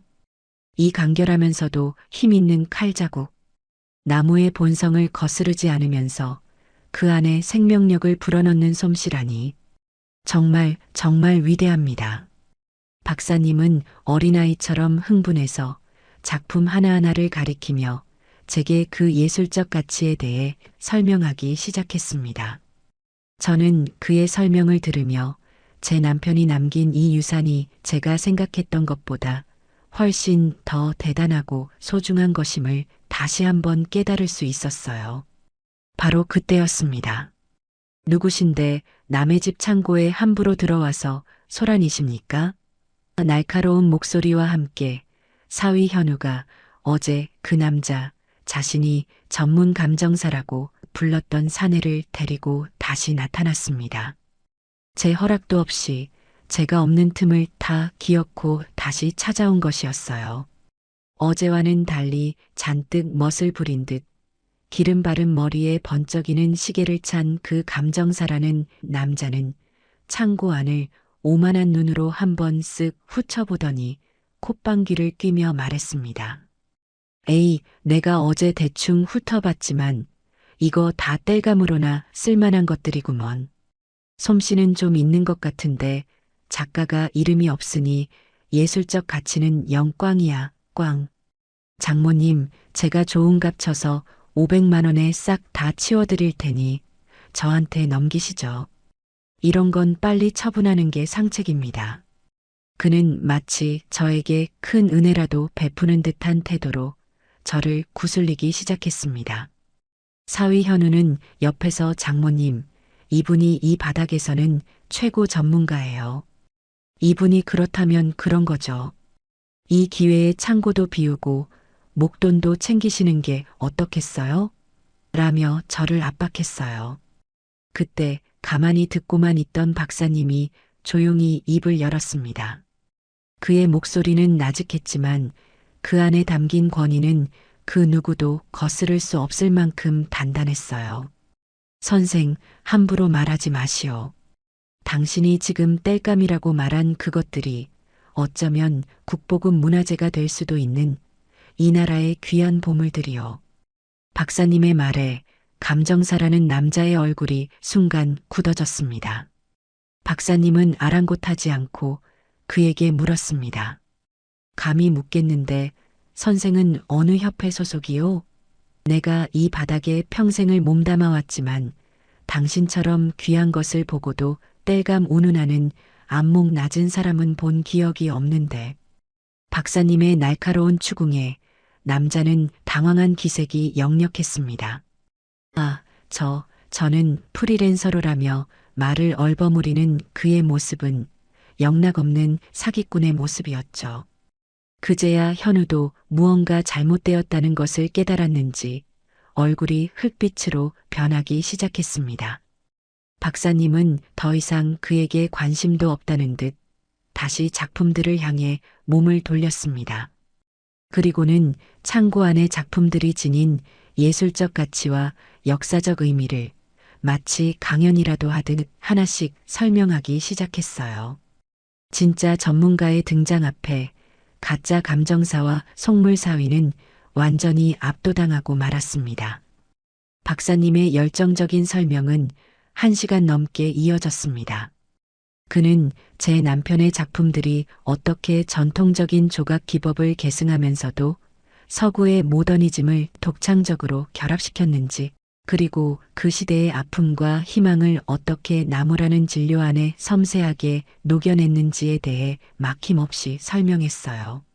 그의 설명을 듣고 있으니 무뚝뚝하고 과묵하기만 했던 제 남편이 마치 위대한 예술가처럼 새롭게 보였습니다. 설명을 듣는 내내 딸 지수는 부끄러움과 죄책감에 고개도 들지 못했고 사기꾼 감정사는 어느새 슬그머니 자취를 감춘 뒤였어요. 하지만 제 사위 현우의 반응은 제 예상을 완전히 벗어났습니다. 그는 작품의 예술적 가치나 역사적 의미에는 전혀 관심이 없다는 듯 박사님의 설명이 끝나기 무겁게 끼어들었습니다. 그의 눈은 탐욕으로 번들거리며 오직 한 가지에만 꽂혀 있었죠. 그래서요, 교수님. 그래서 그 가치가 대략 돈으로 환산하면 얼마나 된다는 말씀이십니까? 억 단위는 되는 겁니까? 그 순간 창고 안의 모든 공기가 차갑게 얼어붙었습니다. 박사님은 더 이상 말할 가치도 없다는 듯 경멸적인 표정으로 현우를 한번 쳐다보고는 고개를 돌려버렸고 딸 지수는 여보 제발 그만해 라며 남편의 옷소매를 잡아 끌었습니다. 저는 그 모습을 보며 이 아이는 끝까지 변하지 않겠구나 하는 깊은 절망감을 느꼈어요. 저는 그 자리에서 모두가 들을 수 있는 단호한 목소리로 선언했습니다. 정서방, 그리고 여기 계신 분들 모두 잘 들으세요. 이 창고에 있는 물건들은 내 눈에 흙이 들어가기 전까지는 단 한 점도 팔지 않을 겁니다. 이건 당신들이 생각하는 것처럼 돈이 되는 물건이 아니에요. 이건 한평생 묵묵히 나무만 바라보며 살다간 내 남편의 역사고 내 사랑입니다. 제 선언에 현우는 믿을 수 없다는 듯한 표정으로 저를 바라보았습니다. 바로 그때 박사님의 주머니에서 휴대폰이 울렸습니다. 박사님은 전화를 받더니 잠시 놀란 표정을 짓고는 스피커폰으로 전환했어요. 박사님, 시청 문화재과 과장입니다. 방금 박사님께서 보내주신 자료를 보고 너무나 놀라 연락드렸습니다. 그 장인어른의 작품들이 정말로 다 현존하고 있단 말입니까? 박사님은 저를 한번 쳐다보고는 그렇습니다. 과장님. 제가 지금 바로 그 역사적인 현장에 있습니다. 라고 대답했습니다. 수화기 너머의 목소리는 흥분을 감추지 못하고 말을 이었어요. 박사님, 저희 시의 오랜 수건 사업이었던 시립박물관 건립이 내년에 완공됩니다. 혹시 유족분께서 동의해 주신다면 저희가 그분의 작품들을 기증받아 박물관 내에 특별 전시관을 만들어 영구히 보존하고 그 위대한 업적을 기리고 싶습니다. 물론 기증 절차에 따른 합당한 보상과 예우는 저희 시에서 책임지고 약속드리겠습니다.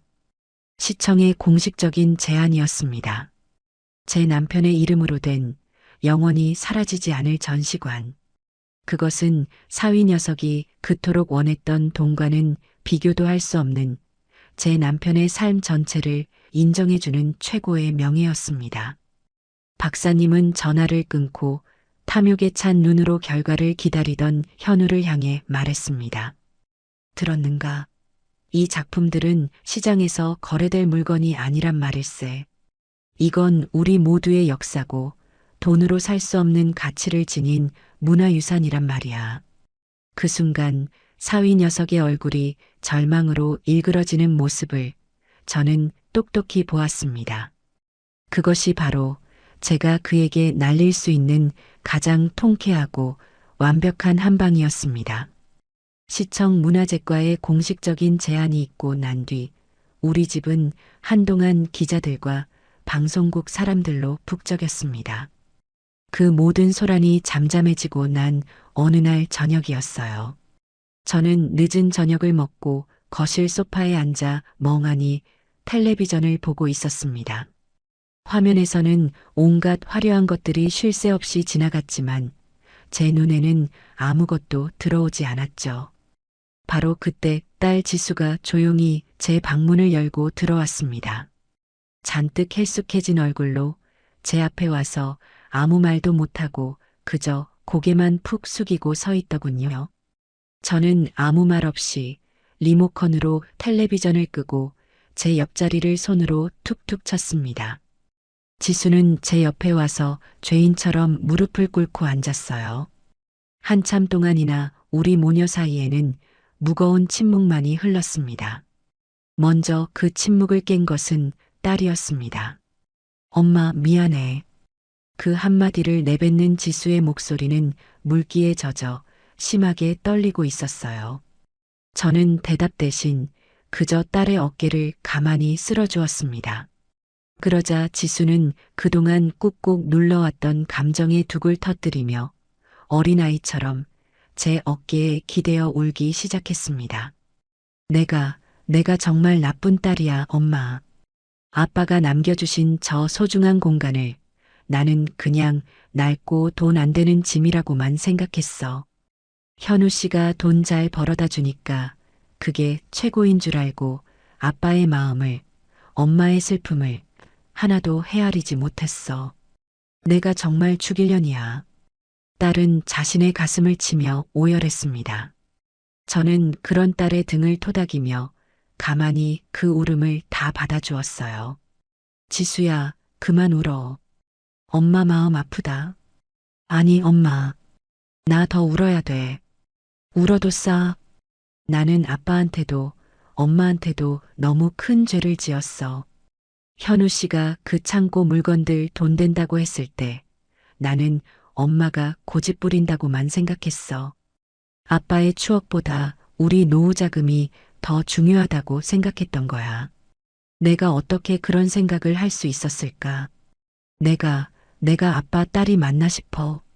그 눈물은 비단 저에게 하는 사과뿐만이 아니라 하늘에 있는 제 남편이자 자기 아빠에게 보내는 뒤늦은 참회의 눈물이라는 것을 알았기 때문입니다. 한참을 울어 조금 진정이 된 지수가 제 품에서 떨어져 자신의 방으로 향했습니다. 그리고 잠시 후 먼지가 뽀얗게 쌓인 작은 나무 상자 하나를 들고 다시 제 앞에 앉았어요. 엄마, 이거 기억나? 지수는 떨리는 손으로 상자를 열었습니다. 그 안에는 세월의 흔적을 고스란히 간직한 손바닥만 한 크기의 작은 나무 말 한 마리가 들어 있었어요. 말의 귀퉁이는 닳아 반질반질했고 꼬리 부분은 부러졌는지 없었습니다. 내가 초등학교 입학할 때 아빠가 밤새워서 깎아준 말이잖아. 친구들이 다 예쁜 플라스틱 인형 가지고 다닐 때 나만 아빠가 만들어준 이 나무 말을 가지고 논다고 맨날 울고불고 했는데 아빠는 그때마다 속상한 내색 한 번 안 하고 우리 지수 말은 세상에 딱 하나밖에 없는 거야 하면서 내 머리를 쓰다듬어 주셨지. 그때는 그 말이 그렇게 듣기 싫었는데 지금 생각해보니 아빠 말이 맞았어. 이건 세상에 정말 딱 하나밖에 없는 거였는데. 근데 나는 이 소중한 걸 이 서랍 깊숙한 곳에 처박아 두고 까맣게 잊고 살았어. 엄마. 아빠를 잊고 살았던 것처럼. 지수는 그 나무 말을 가슴에 품고 다시 한번 소리 없이 눈물을 흘렸습니다. 저는 그런 딸의 손을 따뜻하게 잡아주었습니다. 그리고 서랍장에서 낡은 사진첩 하나를 꺼내왔어요. 사진첩을 넘기자 낡고 빛바랜 사진들 속에서 젊은 시절의 남편과 어린 지수의 모습이 환하게 웃고 있었습니다. 남편이 서툰 솜씨로 지수의 머리를 따아주는 사진, 지수가 자기가 만든 것보다 더 삐뚤빼뚤한 카네이션을 달아주자 남편이 한박 웃음을 짓는 사진, 그리고 창고에서 함께 나무를 만지며 행복해하는 부녀의 모습이 담긴 사진까지. 우리는 한 장 한 장 사진을 넘기며 한참 동안이나 잊고 있던 과거를 추억했습니다. 저는 지수에게 남편이 딸을 얼마나 사랑했는지, 그리고 그 창고의 나무 하나하나에 딸을 위한 어떤 마음을 담았는지에 대한 이야기를 들려주었어요. 너희 아빠는 돈 버는 재주는 없었어도 나무 안에 사람 마음을 담는 재주는 천재였단다. 저 창고에 있는 모든 것들은 사실 다 너를 위해 만든 것이나 다름없어. 네가 언젠가 시집가서 아이를 낳으면 그 아이에게 물려주고 싶다며 그렇게 수십 년간 홀로 만들어온 너희 아빠의 세상이었지. 제 이야기에 지수는 더욱더 목이 메어왔습니다. 그날 밤 우리 모녀는 그렇게 서로의 상처를 보듬고 서로의 눈물을 닦아주며 아주 오랜만에 다시 하나가 되었습니다. 지수는 눈물을 닦고 제게 말했어요. 엄마, 이제부터라도 내가 잘할게. 아빠의 소중한 마음 내가 지킬게. 그리고 엄마 옆에서 내가 평생 속죄하며 살게. 저는 그런 딸의 손을 꼭 잡아주었습니다. 속죄는 무슨, 너는 그냥 네 아빠가 너를 얼마나 사랑했는지 그것만 잊지 않고 살아주면 돼. 그것이 최고의 효도다. 제 남편의 작품 기증 소식은 지역 신문의 작은 기사로 시작해 순식간에 전국의 주요 뉴스로 퍼져나갔습니다. 수십 년간 숨겨져 있던 비운의 천재 장인, 남편의 유산을 지켜낸 위대한 아내, 돈보다 예술을 택한 감동적인 사연. 사람들은 제 이야기에 열광했고 저는 하루아침에 유명 인사가 되어버렸어요. 집 앞에는 매일같이 기자들이 진을 쳤고 방송국에서는 저를 다큐멘터리의 주인공으로 섭외하고 싶다며 연일 연락이 걸려왔습니다. 저는 그 모든 관심이 부담스러워 대부분 거절했지만 민준 씨와 박사님의 간곡한 설득에 제 남편의 예술 세계를 올바르게 알리는 일에만큼은 기꺼이 협조하기로 했습니다. 한 번은 젊은 여기자가 저희 집으로 찾아와 저와 긴 인터뷰를 가졌어요. 어르신, 솔직히 그 작품들의 금전적 가치가 수십억 원에 달할 수도 있었다는데 아깝지는 않으셨나요? 라는 조심스러운 질문에 저는 웃으며 대답했습니다. 아깝다니요. 내 남편의 인생이 담긴 물건인데 그걸 어찌 돈과 바꿀 수 있겠어요. 수십억이 아니라 수백억을 준다 해도 나는 내 남편의 작은 나무 조각 하나와도 바꾸지 않았을 겁니다. 내 남편의 작품은 돈으로 값을 매길 수 없습니다. 그 가치를 굳이 아셔야겠다면 한평생 묵묵히 자기 길을 걸어온 한 남자의 인생, 그리고 그런 남편을 평생 사랑하고 존경했던 한 여자의 사랑, 그것이 바로 내 남편 작품의 진짜 가치입니다. 제 인터뷰 기사가 나가자 세상은 저를 더욱 존경의 눈빛으로 바라보기 시작했습니다. 반면 제 사위 현우의 인생은 정반대의 방향으로 흘러가고 있었습니다. 골동품과 민속품을 거래하는 그 바닥은 생각보다 좁고 소문은 발보다 더 빨랐죠. 장모의 유산을 탐내 사기꾼 감정사까지 동원했던 속물, 국보급 문화재를 땔감 취급했던 무식한 장사치. 현우의 이름 앞에는 그런 부끄러운 꼬리표들이 따라붙기 시작했습니다. 그를 신뢰하던 고객들이 하나둘씩 등을 돌렸고 동업자들은 그와의 거래를 끊었습니다. 한때는 업계의 유망주로 불리던 그는 이제 아무도 거들떠보지 않는 웃음거리로 전락하고 만 것이에요. 한 번은 현우가 재기를 노리고 큰맘 먹고 참여한 골동품 경매장에서 유력한 경쟁자가 그를 향해 보란 듯이 이렇게 비아냥거렸다고 합니다. 어이, 정 사장, 요즘은 땔감으로 쓸만한 국보 없나? 있으면 나한테 좀 싸게 넘기시게. 우리 집 아궁이에 불쏘시개로 쓰면 딱 좋겠네. 그 말에 경매장 안의 모든 사람들이 그를 보며 비웃었고 현우는 얼굴이 시뻘개진 채로 경매장을 뛰쳐나올 수밖에 없었다고 해요. 딸 지수의 말에 따르면 그는 그날 이후로 완전히 무너져 매일 밤 술에 취해 들어와 내가 뭘 그렇게 잘못했냐며 울부짖는다고 했습니다.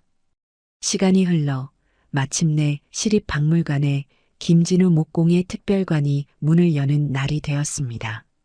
개막식은 수많은 기자들과 문학의 인사들이 참석한 가운데 아주 성대하게 치러졌어요. 시장님과 박물관장, 그리고 박사님이 차례로 연단에 올라 제 남편의 위대한 예술혼을 기리는 축사를 했습니다. 저는 검은 한복을 곱게 차려입고 남편의 영정사진을 품에 안은 채 가장 앞자리 귀빈석에 앉아 그 모든 광경을 지켜보았습니다. 제 차례가 되어 연단에 올라갔을 때 저는 미리 준비한 원고 대신 제 진심을 담아 짧게 말했어요. 제 남편은 살아생전 단 한 번도 세상의 인정을 바라지 않았습니다. 그저 나무가 좋아서 나무를 만지는 순간이 행복해서 평생을 묵묵히 나무와 함께 살다 간 사람입니다. 오늘 이렇게나 많은 분들이 그의 삶을 기억해 주시니 하늘에 있는 그 사람도 분명 기뻐할 겁니다. 고맙습니다. 제 말이 끝나자 장내에서는 우레와 같은 박수갈채가 터져 나왔습니다. 그 순간 제 눈에 행사장 가장 뒤쪽 기둥 뒤에 숨어 이쪽을 바라보고 있는 한 남자의 모습이 들어왔습니다. 초대받지 못한 손님, 바로 제 사위 현우였습니다. 예전에 그 번지르르한 모습은 온데간데 없고 잔뜩 주눅이 든 초라한 모습으로 그는 차마 안으로 들어오지도 못하고 그저 멀리서 자신이 그토록 경멸했던 장인의 영광을 쌉쓸하게 지켜보고 있었습니다. 그 모습을 보니 통쾌함보다는 어쩐지 서글픈 마음이 더 크게 들었습니다. 전시회가 성공적으로 막을 내리고 제 삶도 다시 평온을 되찾았습니다. 하지만 현우는 그 후로도 한참 동안 제 앞에 나타나지 못했어요. 딸 지수는 거의 매일같이 저희 집으로 찾아와 저를 돕고 말벗이 되어 주었습니다. 그리고 올 때마다 조심스럽게 현우의 이야기를 꺼내놓곤 했죠. 엄마, 그 사람 요즘 정말 이상해. 매일 밤 아빠에 대한 책들을 찾아서 읽고 주말에는 인사동이나 박물관 같은 데를 혼자 돌아다니는 것 같아.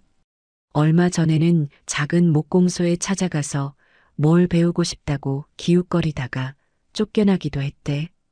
저는 딸의 말을 그저 묵묵히 듣기만 할 뿐 아무런 대답도 하지 않았습니다. 아직은 그 아이를 용서할 마음의 준비가 되지 않았기 때문이에요. 엄마, 그 사람 한 번만 만나주면 안 될까?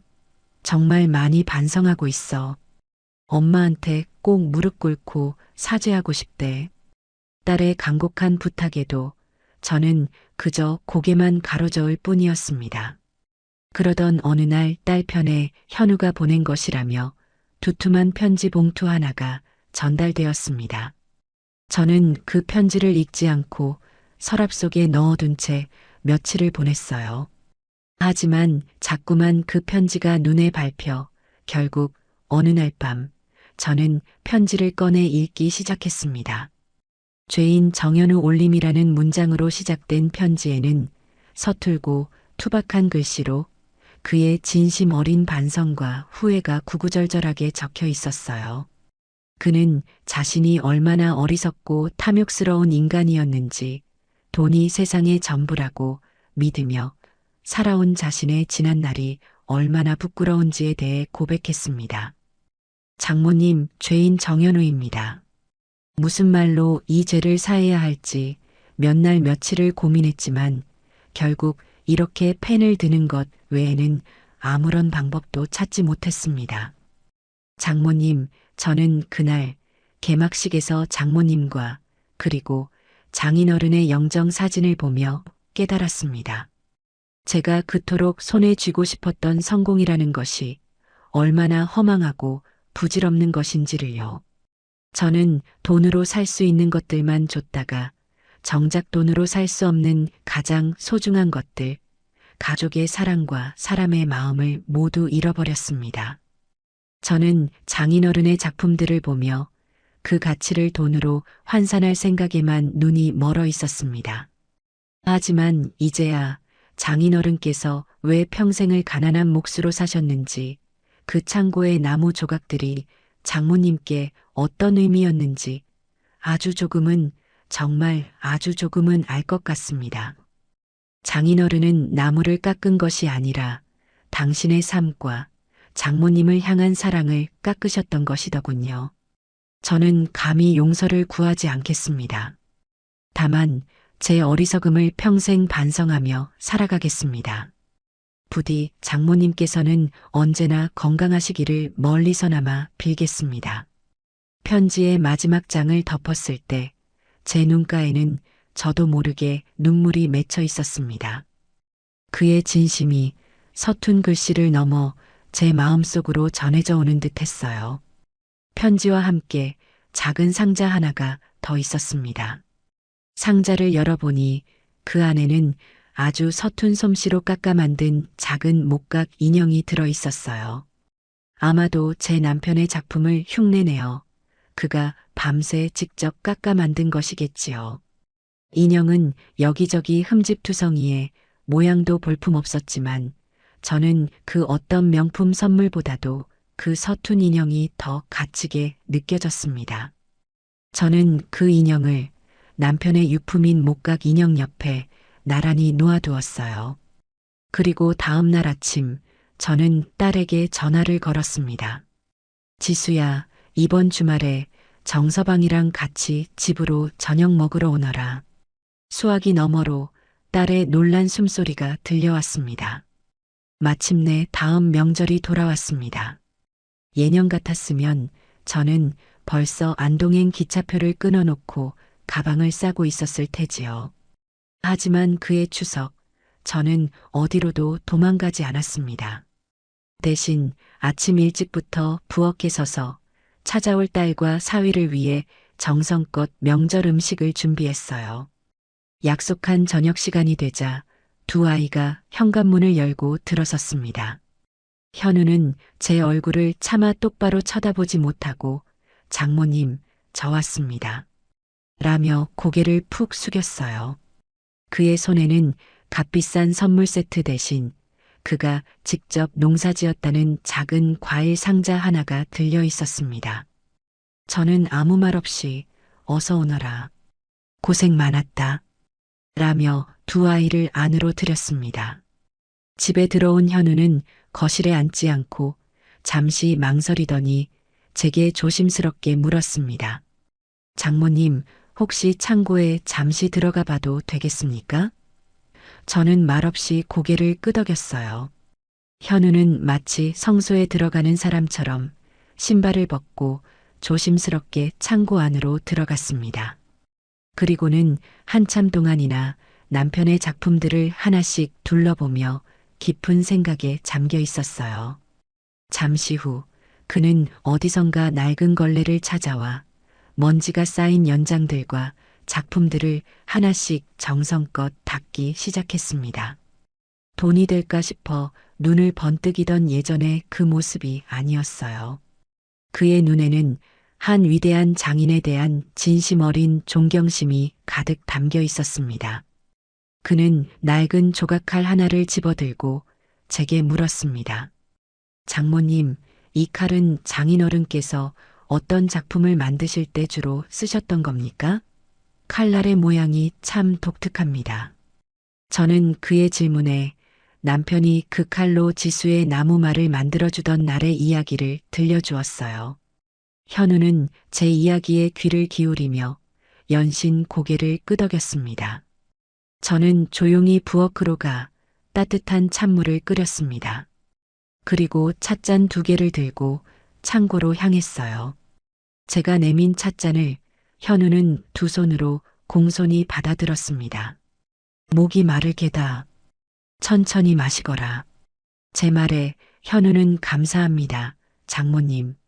이라며 낮은 목소리로 대답했습니다. 우리는 한참 동안이나 아무 말 없이 남편의 흔적이 가득한 그 공간에서 함께 차를 마셨습니다. 차를 다 마시고 제가 먼저 침묵을 깼습니다. 정서방, 다음 명절에는 우리 다 같이 안동에 한번 가세. 제 갑작스러운 제안에 현우가 놀란 눈으로 저를 쳐다보았습니다. 저는 그의 눈을 똑바로 바라보며 말을 이었어요. 자네가 돈으로만 보았던 그 작품들이 어떤 흙과 바람 속에서 태어났는지, 자네 장인어른이 어떤 젊은 시절을 보내며 어떤 꿈을 꾸었는지, 이제는 자네도 알았으면 해서 그러네. 그 사람의 진짜 이야기를 내가 하나씩 다 보여주고 싶네. 제 말이 끝나자마자 현우의 눈에서 뜨거운 눈물이 후두득 떨어져 내렸습니다. 그는 아무 말도 하지 못하고 그저 어린아이처럼 고개를 숙인 채 어깨를 들썩이며 울기만 했어요. 저는 그런 사위의 어깨를 처음으로 따뜻하게 두드려 주었습니다. 그날 밤 우리 집에서는 아주 오랜만에 온 가족의 웃음소리가 밤늦도록 끊이지 않았어요. 그렇게 저의 길고 길었던 명절 탈출기는 마침내 막을 내렸습니다.